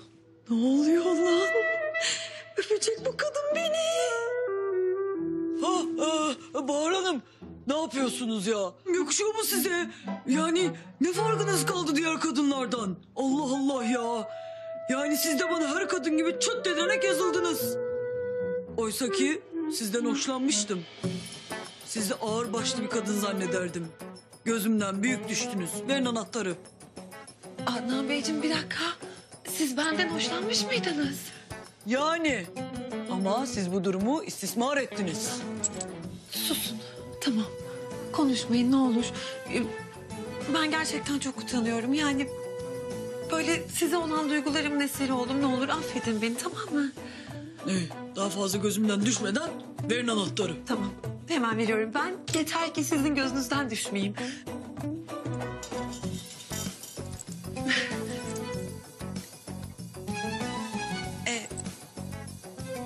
Size olan aşkım iyileştirdi beni.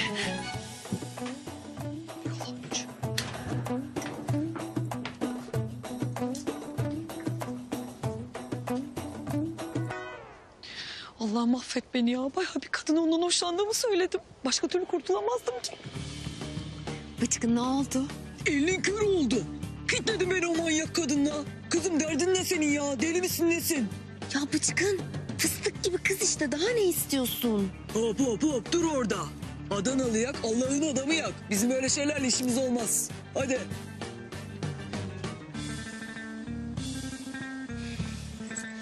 Zehra. Ya benden hoşlandığını söyledi. Ya gerçekten mi? Evet. Ama bence kendini biraz ağırdan satıyor.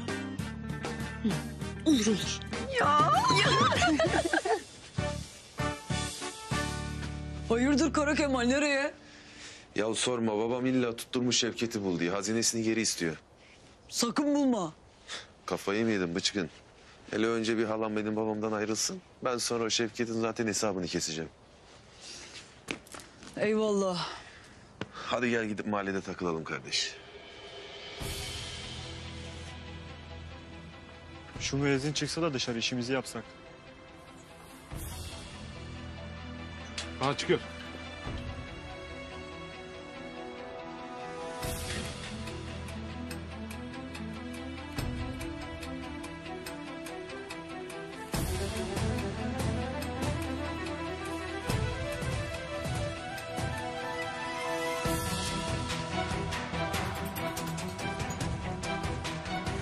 Patronun kızının evine gidiyor.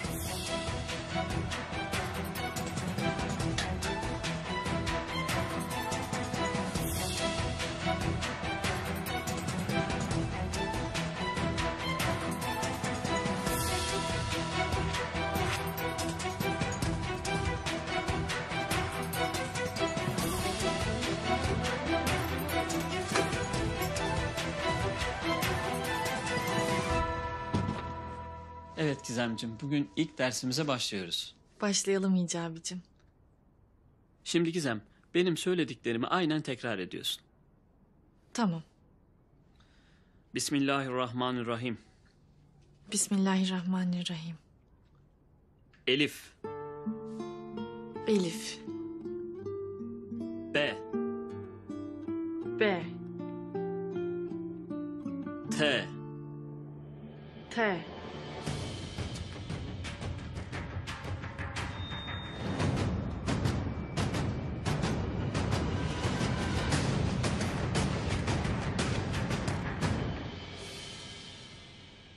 Gayn, Ayn.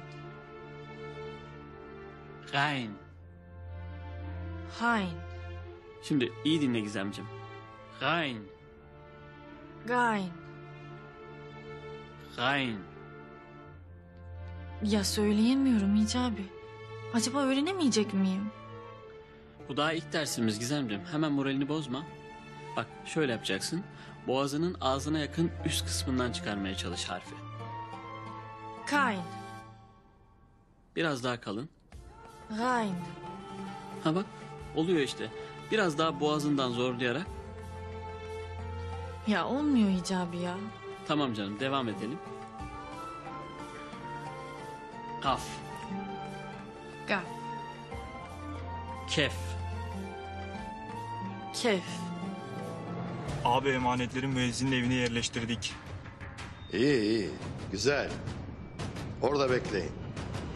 Müezzin eve girer girmez beni haberdar edin. Polise ihbar edeceğim.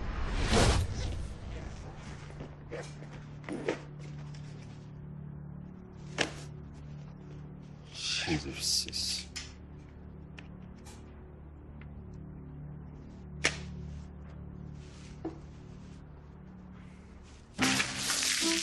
...250 kırışalım. Ne diyorsun? 500 bin lira para var çantada. Sus lan. Sen kimin parasını kime satıyorsun? Ha? Şerefsiz. Seni var ya geberteceğim seni. Vallahi geberteceğim be. Ziya. Öldürecek misin beni? Yok öldüremiyorum işte. Canlı lazımsın bana. Bana bak. Ünsal'a gidip bıçağı Sokrat'a verenin kendin olduğunu söyleyeceksin. Anladın mı beni? Olmaz o zaman hapse girerim. Ya öldür daha iyi yani. Ulan zaten geberteceğim yoksa. He? Zaten geberteceğim. Gideceksin. Her şeyi söyleyeceksin Ünsal'a. Anladın mı beni? Anladın mı lan? Anladın mı beni? Ne yapıyorsun oğlum? Ne yapıyorsun ya? Öldüreceksin adamdan sayacaklar ya. Sakin ol. Kardeşim. Artık paramız var. Hadi yurt dışına kaçalım ha? Ya ne diyorsun sen Şevket? Ne diyorsun? Lan Tülin'i kaçırıp fidye mi istedin lan hayvan herif? Lan ne fidyesi be? Hakkım olan parayı geri aldım. Hazine benim değil mi zaten? Kardeşim Banu'yu da kaçıracağım. Hep beraber yurt dışına gidelim. Sen de gel ha ne dersin? Ne bağlısı lan ne bağlısı? Kadın ortalıklarda kaybolmuş zaten. Deli Kenan fellik kızı arıyor. Seni de beni de bulsa bir tarafımızdan kan alacak. Sen hala bana yok hazineymiş yok yurt dışıymış hadi Banu'ymuş falan diyorsun ya. Banu ne dedin gitmiş mi dedin nereye gitmiş? Nasıl git? Git Banu mu? Niye git? Ulan nereye gitmiş Banu ya? Kardeşim o zaman biz harbi uzayalım. Deli Kenan bizi öldürür. Şevket ben kızımı Zehra'yı bırakıp hiçbir yere gidemem. Kusura bakma.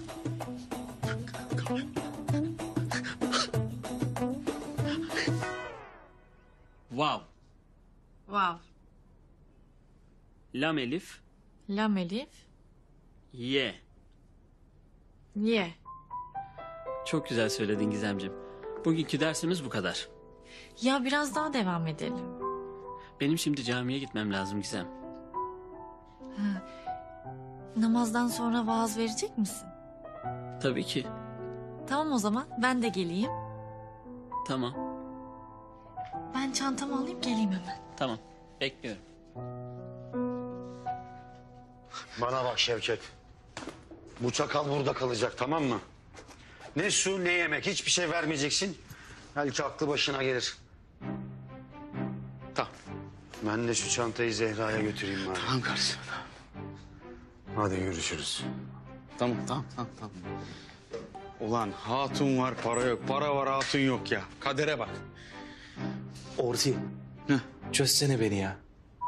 Senin orti ne? Nereden orti olayım lan ben seninle? Şerefsiz. Ne? Ayıp oluyor ama. Ne? Ulan yaptıkların beni bir para... Sen mi ayıp diyorsun? Şerefsiz. Adam senin yüzünden sürünüyor be. Zaten Banu'm kaçmış gitmiş. Ulan Deli Kenan. Şerefsizim var ya senin var ya böyle gırtlağına sarılıp böyle boğacağım seni. Yemin ediyorum öldüreceğim ulan. İyi yırttık Kemal kardeş ya. Adam artık senin o çulsuz babanla evlenmez. İyi de senin bunu halana söylemen lazım Bıçkın. Ya çıtlatırız bir ara merak etme sen. Neyse ben geliyorum. Sen ne biçim kadınsın be? Evden benim iznim olmadan çıkma diyorsam çıkmayacaksın. Ya ne yapıyorsun? Niye bağırıyorsun? Konuşma lan, gebertirim seni. Ha, yeter artık bağırma. Ulan sen bana karşı mı geliyorsun? He? Kadına kalkan eli kırarız lan. Bırak lan şey. Adam mısın lan sen kadını kaldırıyorsun? Ne konuşuyorsun lan sen?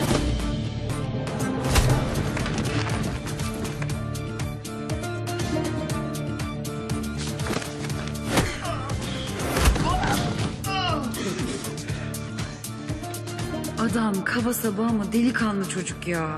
Kadına şiddete izin vermedi. Sonuçta ben de bir kadınım. Siz göreceksiniz. Burada bekleyin. Her zaman bekleriz. Bekleme yapma lan.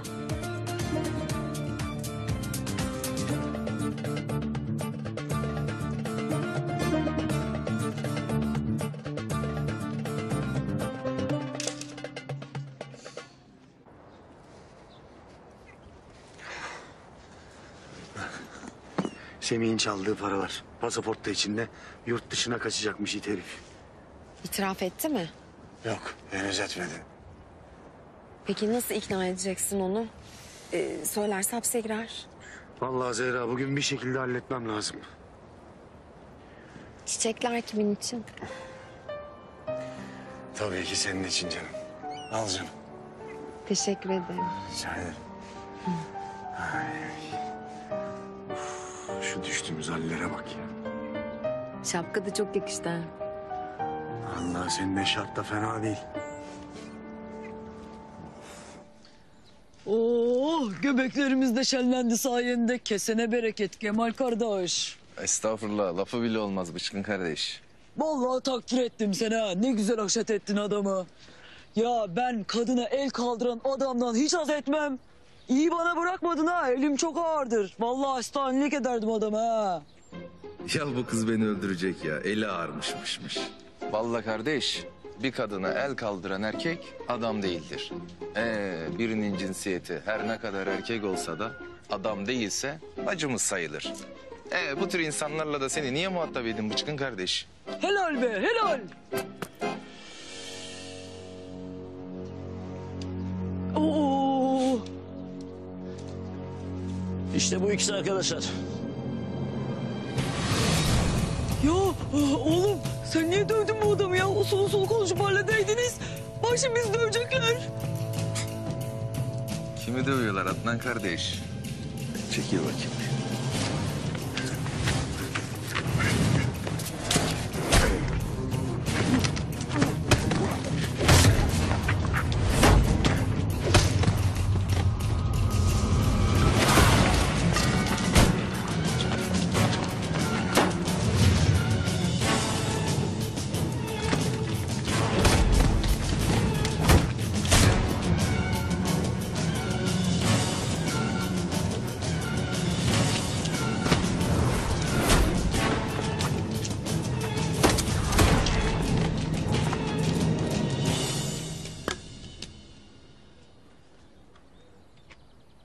mu şimdi kardeş ya? Elimizi boş yere kirlettik.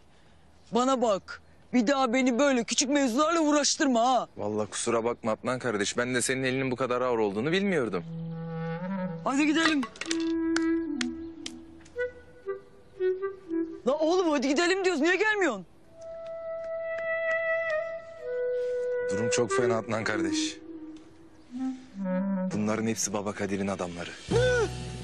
Baba Kadir'in adamları mı? Oğlum şimdi biz Baba Kadir'in adamlarını mı dövdük? Ne yapacağız? Vallahi öyle çoğalma ol kullanma. Sen tek başına dövdün. Yok ya. Oğlum manyak mısın lan? Tek tek hepsini haşet ettin. Gördüm ben dokunmadım. Şimdi var ya bütün herkese yayılmıştır. Bıçkın Adnan'ın Baba Kadir'in adamlarını haşat ettiği. Yalnız var ya helal olsun be. Sen git Adana'dan buraya gel. Bütün namın her yere yayılsın. Koçum benim be. Oğlum ne nam ne yayılması ya? Hasta etme adamı. Hadi yürü gidelim. Hadi. Ah ulan Şevket, ah ulan kertenkele. İkinizi de geberteceğim oğlum var ya. Azrail'iniz olacağım, Azrail'iniz. Hicabi hocam. Buyur Kenan abi. Ya bir şey rica edeceğim be. Şu Şevket'le kertenkeleyi bulmam için dua eder misin ya? Lütfen ya. Ulan Şevket, ulan kertenkele. Allah beni affetsin. İkinizin de derisini yüzüp kazığa oturtacağım. Abi biz de dua edelim mi? Sizin duanız kabul olur mu lan? Abi benim aslında harika bir fikrim var. Neymiş? Neymiş o? Diyorum ki biz bu Şevket'le kertenkeleyi bulmak için Müge Anlı'nın programına katılalım abi. Hadi lan oradan. Abi şimdi bu kadın Müge Anlı gidiyor hırsızı, katili, uğursuzu neyi varsa hepsini buluyor abi. Hadi be.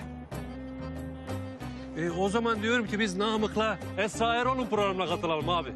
O nereden çıktı oğlum? Abi sen bizi evlendirmiyorsun ya. Bari gidelim Esra Erol evlendirir belki. Ha, ne diyorsun? Bana bakın. Bana bakın. Ben var ya ikinizi de... Gidin abdest alın lan. Yürüyün.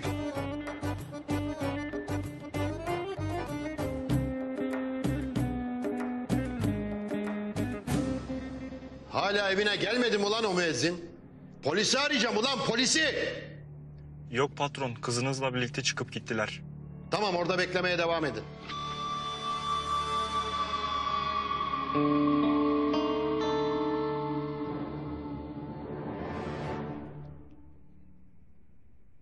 Bismillahirrahmanirrahim. Kardeşlerim, dünya hayatı bir oyun ve oyalanmadan ibarettir. Allahu Teala insanlar bu oyun ve oyalanmaya kapılarak kendi yüce varlığını, birliğini ve büyüklüğünü unutmasınlar diye insanlara peygamberler göndermiştir. İnsanoğlunun bu dünyadaki gerçek vazifesi bu peygamberlerin öğrettiği ahlak, iyilik ve doğruluk dini olan İslam'a göre bir yaşam sürmektir. İnsanlara doğru yolu göstermesi için gönderilen peygamberlerden biri ise Hazreti Salih peygamberdir. Değerli cemaat, Salih peygamber Semud kavmine peygamber olarak gönderilmiştir. Semud kavmi vadinin içerisinde kayaları oydukları taştan evlerde yaşıyorlardı. Son derece lüks bir hayat sürüyorlar. İçlerindeki yoksul ve fakirleri köle olarak kullanıyorlardı. Semud halkı o hale gelmişti ki zenginlikte zirveye ulaşmışlar. Aynı zamanda putperest bir toplum olarak şirk ve küfür bataklığına saplanmışlardı. Hazreti Salih de onların arasında büyümüştü. Ama asla putlara tapmamıştı. Hazreti Salih peygamberlik vazifesiyle görevlendirildikten sonra kavmini putlara tapınmaktan men etmeye ve azgınlıklardan sakındırmaya çalıştı. Fakat Semud kavminin çok azı Salih peygambere iman etti. Büyük çoğunluğu Hazreti Salih'e dediler ki sen olsa olsa iyice büyülenmiş birisin. Sen de ancak bizim gibi bir insansın. Bütün hakaretlere rağmen Hazreti Salih onları imana davet etti. Fakat kavmi Hazreti Salih'e iman etmedi. Allahu Teala taşkınlıklardan dolayı Semud kavmini cezalandırdı. Kadınları kısır kaldı, ağaçları meyve vermez, hayvanlar yavrulamaz oldu. Bu durum karşısında Semud kavmi Salih peygamberi ölümle tehdit ettiler. Sonra da Hazreti Salih'i öldürmekten korkarak onu rezil etmeye karar verdiler. Semud kavmi ileri gelenleriyle bir yere toplandı. Hazreti Salih'i de oraya çağırdılar. Peygamberliğinin kanıtı için ondan bir mucize istediler. Mucize gösterirse ona inanacaklarını söylediler. Semud kavmi Hazreti Salih'e hemen yanındaki kayayı göstererek o kayadan gebe bir dişi deve çıkarmasını istediler. Hazreti Salih kavminden o kayadan deve çıktığı halde iman edeceklerine dair söz aldı ve orada hemen duaya durdu. Kavmi Hazreti Salih'in kayadan deve çıkaramayacağını ve böylece rezil olacağını ve bir daha kimsenin ona inanmayacağını ve İslam davasının böylece sona ereceğini düşünüyorlardı. Fakat onların hiç beklemediği bir şey oldu.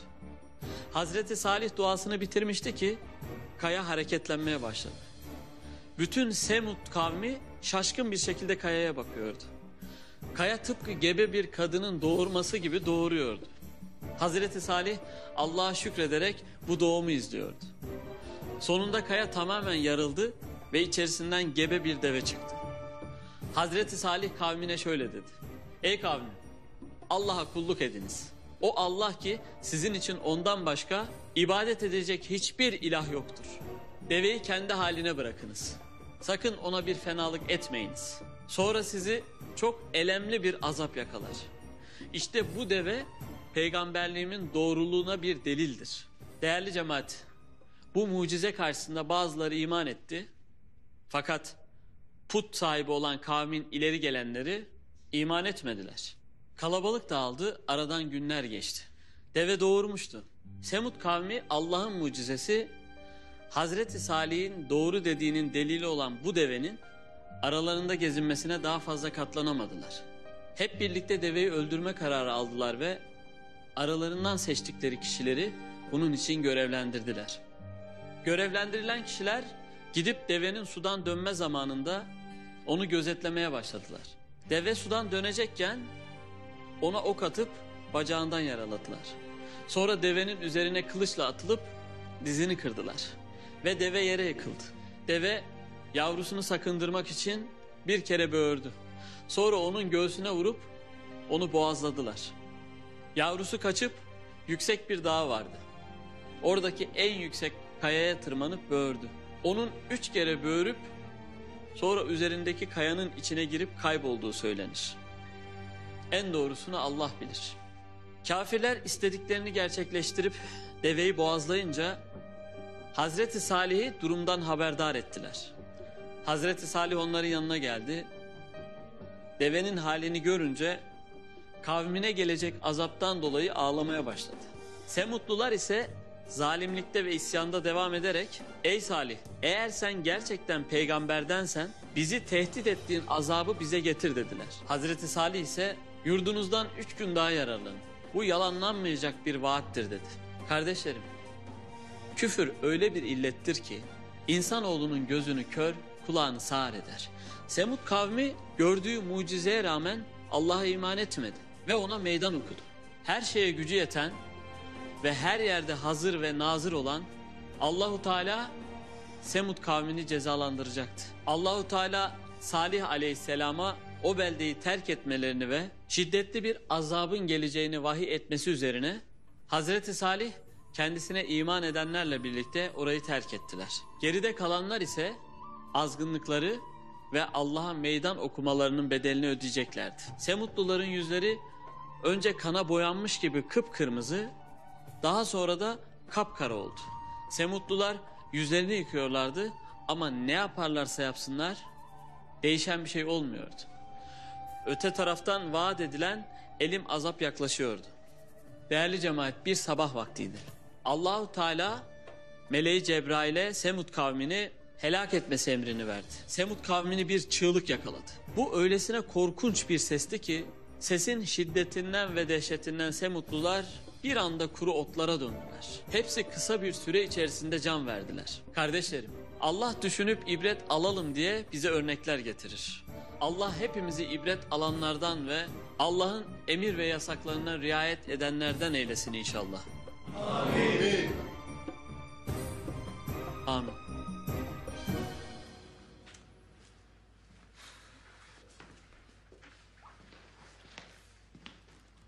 Ne o? Buldun mu o Şevket'i? Her yere baktırdım baba ama bulamadım ya.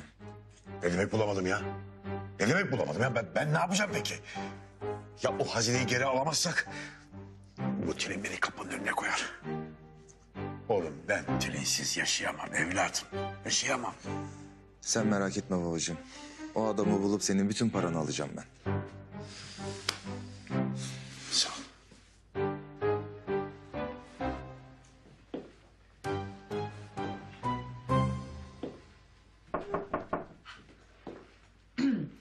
Kim o? Benim ben.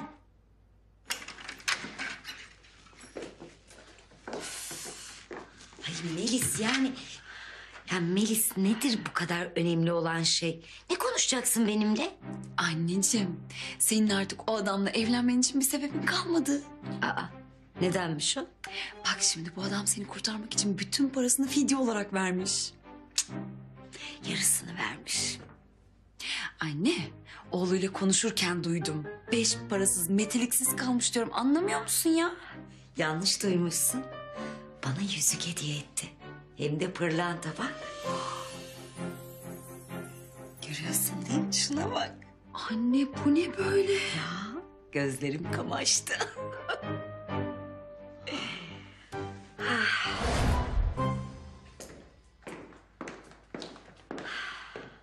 Oh. Hayatım. Canım. Hazır mısın? Hazırım. Ay. Azmi Beyciğim. Bebişim benim. Ay bu ne güzellik ya Rabbim. O zaman çıkabiliriz. Hadi bay bay. Hoşça kalın. Bay bay. Hani babanın parası bitmişti ha? Kafam kadar yüzük almış halama. Vallahi Bıçkın ben de daha yeni senden duydum. Demek ki daha önceden almış. Acaba babanın daha önceden aldığı neler var? Merak etme sen. Biliyorsun parası da bitti. Bence hiçbir şey yoktur artık. Ya bırak Allah aşkına Kemal kardeş ya. Şu an moralim çok bozuldu, çok. Rahat ol sen Bıçkın kardeş. Ben birazdan dışarı poligon kurarım. 1-2 atış yapar, stres atarız. Beni poligon kesmez. Benim bu stresimi atmam için adam vurmam lazım, adam. Vay vicdansız. Adam vurması lazımmış. Daha sen silahı tutmasını bilmiyorsun. Hey. Hicabi abi bize soru sorsana. Tabii ki. O zaman ilk sorumu soruyorum. Hazır mısınız? Hazırız. Aynı zamanda ilk insan olan peygamber kimdir? Hazreti Adem. Aferin size. Şimdi geldik ikinci sorumuza. Peki son peygamberimiz kimdir? Peygamberimiz Hazreti Muhammed. Aferin sizlere maşallah. Canavar gibiler canavar. Öyle. Pamuk şeker. Pamuk şeker. Hediyeyi hak ettiniz. Pamuk şekerci. Kolay gelsin. Pamuk şeker, hoş geldiniz. Buyurun. Gelin bakalım bu canavarlara pamuk şeker ver bakalım. Amcacığım alın bakalım şöyle. Buyurun. Al canım.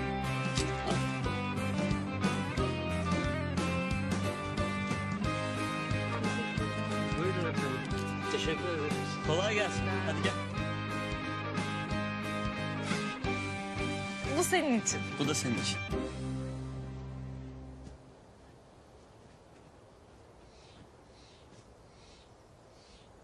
Oo Kemal kardeş. Ne yapıyorsun? Kurmuşsun gerçekten poligonu.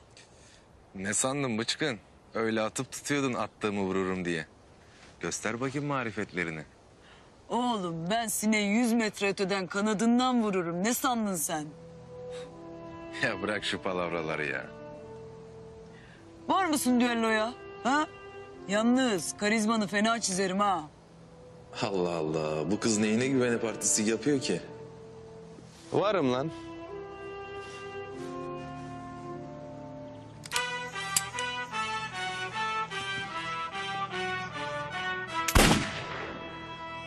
Oğlum ne biçim atış yapıyorsun ya? Birini vursan adam vurulduğunu anlamayacak. Bir de seni görelim. Lan şimdi bizi vurmasa bari.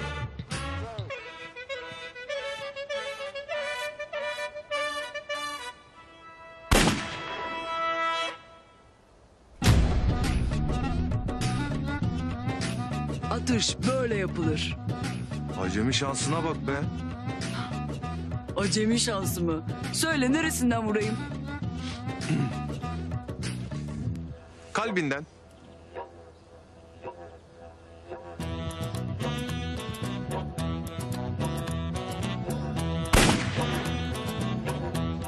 Hayda. Nasıl vurur lan? Melis değil mi bu yoksa? İyi ki de babamla her hafta sonu poligona gitmişim. Yoksa Kara Kemal Melis olduğumu anlayabilirdi. Ne oldu Kara Kemal? Nutkun mu tutuldu ha? Olur, bu da olur. Hadi bakayım, gözünden vur, ondan sonra bir daha konuşalım. Ha, yenilen pehlivan güreşe doymazmış diyorsun. Olur.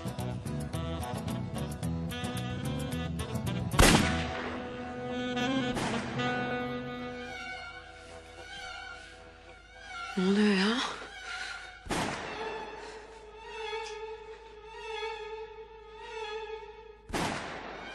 Alo enişte, alo. Enişte evi bastılar, koş yetiş. Silah koş.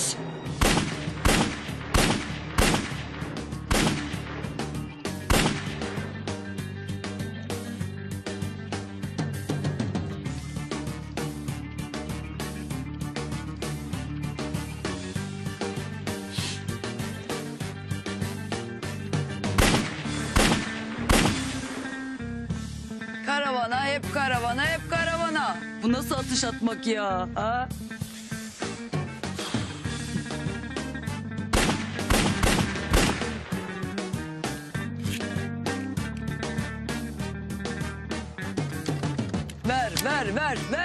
Ver. Nasıl ateş edilir, nasıl nişan alınır ben sana öğreteyim. Bak şimdi ne yapacağım.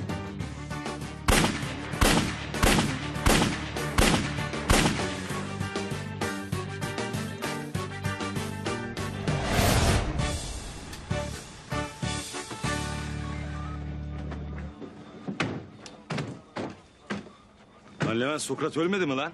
Kim basar oğlum malikaneyi? Lan silah sesi var. Koş Levent. Bak Kemal kardeş, bak da öğren. Nasıl ateş edilir, nişan alınır.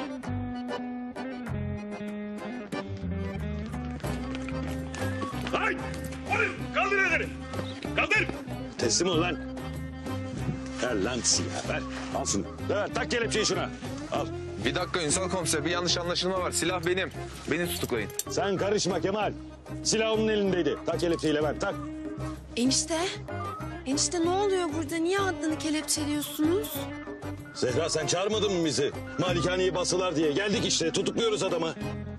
Enişte, Adnan niye malikaneye bassın ya? Tülin yengemin yeğeni Bıçkın Adnan bu. Bıçkın mı? Evet. Köse lan bu. Nesi bıçkın? Ben anlamam kardeşim.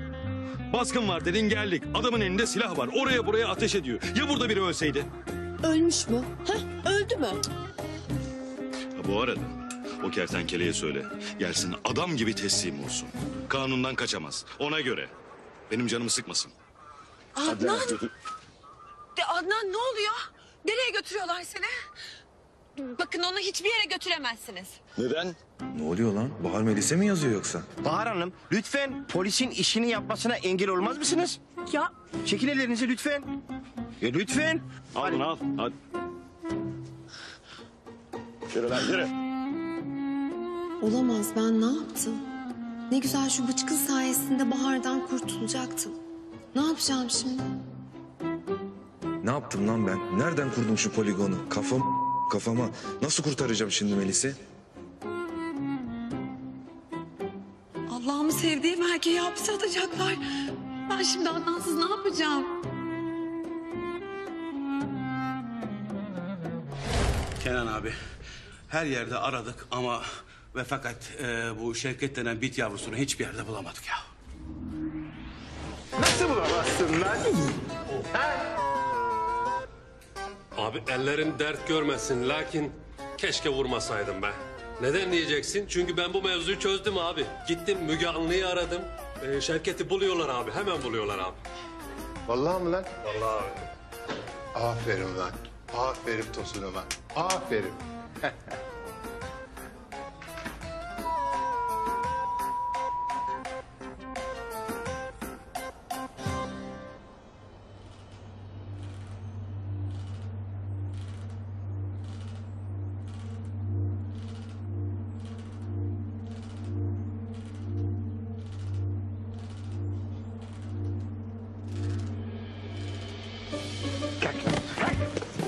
yapıyorsun lan?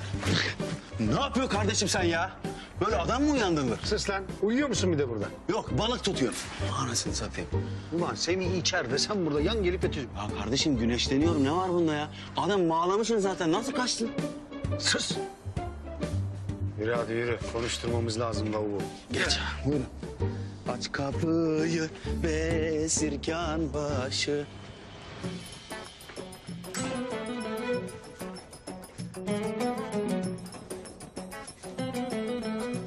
Evet Şevket Efendi. Nerede Semih?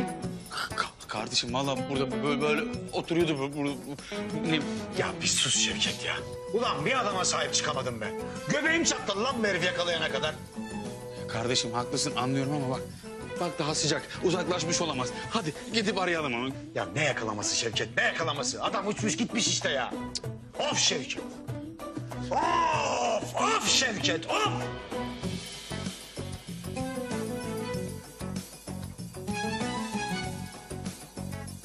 İyi ki kaydın bir kopyasını almışım. Bu kopya benim yurt dışına çıkış biletim olacak. Hem kertenkeleden istediğim parayı alacağım, hem de pasaportumu alacağım. Çok iyi akıl ettim ben.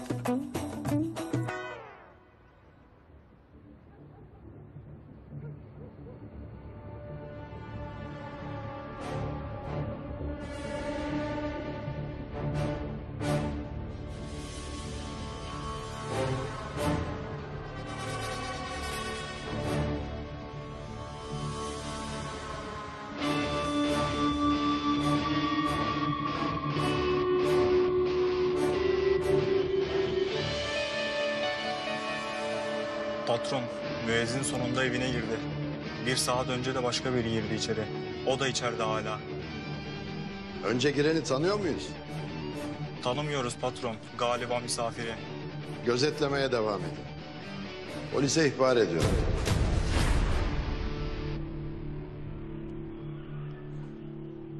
Nerede lan senin nüfus kağıdın?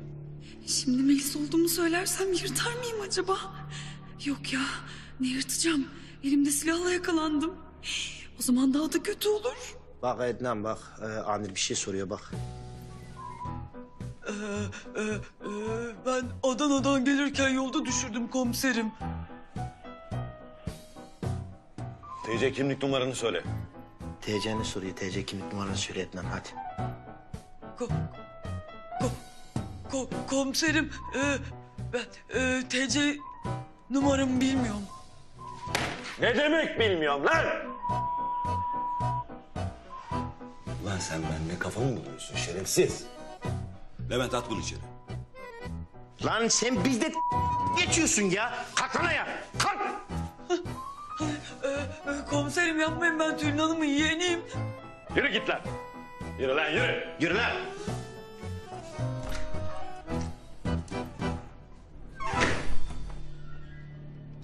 Tülin Hanım'ın yeğeniymiş.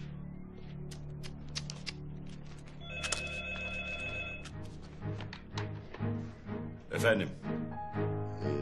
Uyuşturucu ihbarım var. Uyuşturucu ihbarı mı? Adres şöyle. Siz kimsiniz?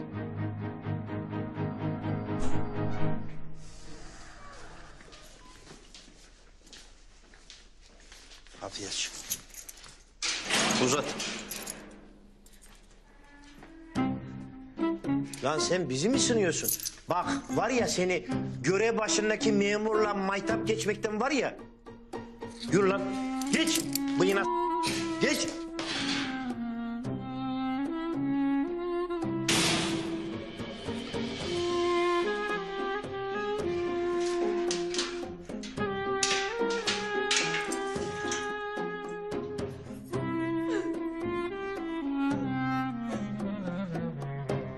O da onu söyledi yani orada döndü böyle. Ulan ne biçim orada? Levent, uyuşturucu ihbarı aldık yürü.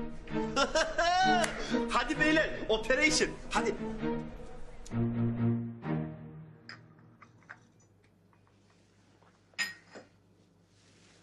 Hocam, sizin düşmanınız olan bir adam vardı, adı Sokrat. Evet. Onun vurulduğunu duydum hocam. Evet. Ben de duydum da cesedini görmeden öldüğüne inanmam. Öyle bir adam yani.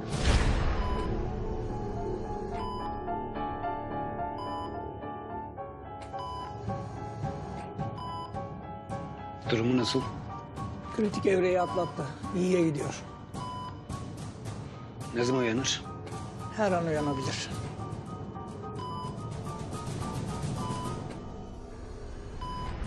Hocam peki kimin vurduğunu duydunuz mu? O konu hakkında da bir bilgim yok. Ne biçim iş lan bu? Kertenkeleyi yakalayacağımız yerde saçma sapan şeylerle uğraşıyoruz ya. Arıcıyı kovaladık, Bıçkın Adnan'ı yakaladık. Şimdi de uyuşturucu baskınına gidiyoruz.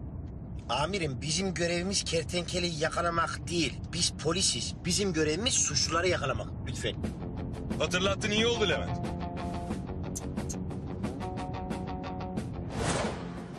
Ha Hicabi.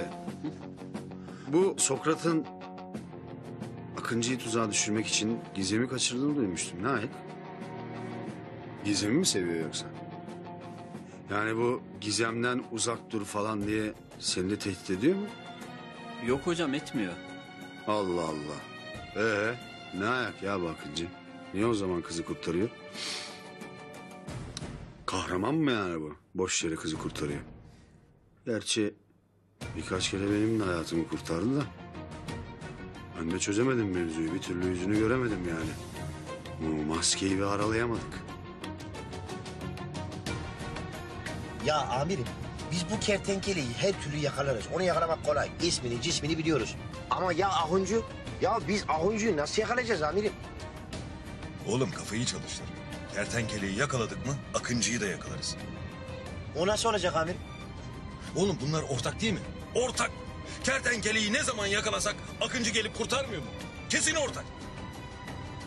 Doğru amirim. Olabilir. Ya bu Akıncı beni neyi kurtarır ben onu da anlayamadım yani. Beni tanıyan birisi mi? Bir türlü çözemedim. Allah'ım ya. Ya ben de ne diyorum Akıncı başımda bir ton dert var. Semih'i kaçırdım. Ünsal peşimde. Öf. Akıncı'dan bana ne ya?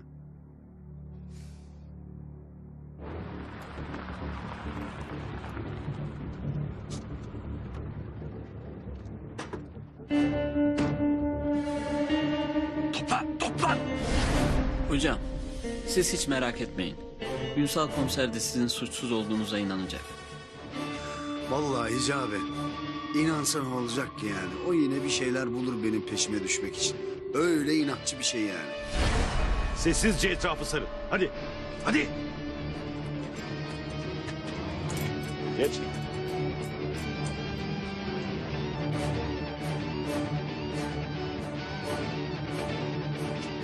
Levent. Kapı açılır açılmaz. İçeri dalıyoruz, tamam mı?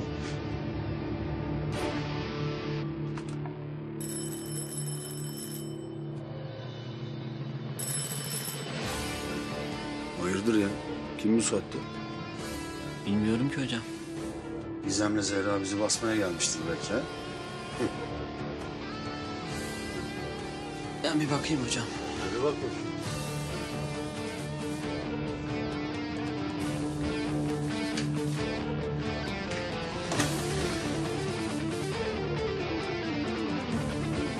Abi. Ünsal abi. Ünsal mı? Nereden çıktı bu ya? Uyuşturucu ihbarı var. Evini arayacağız.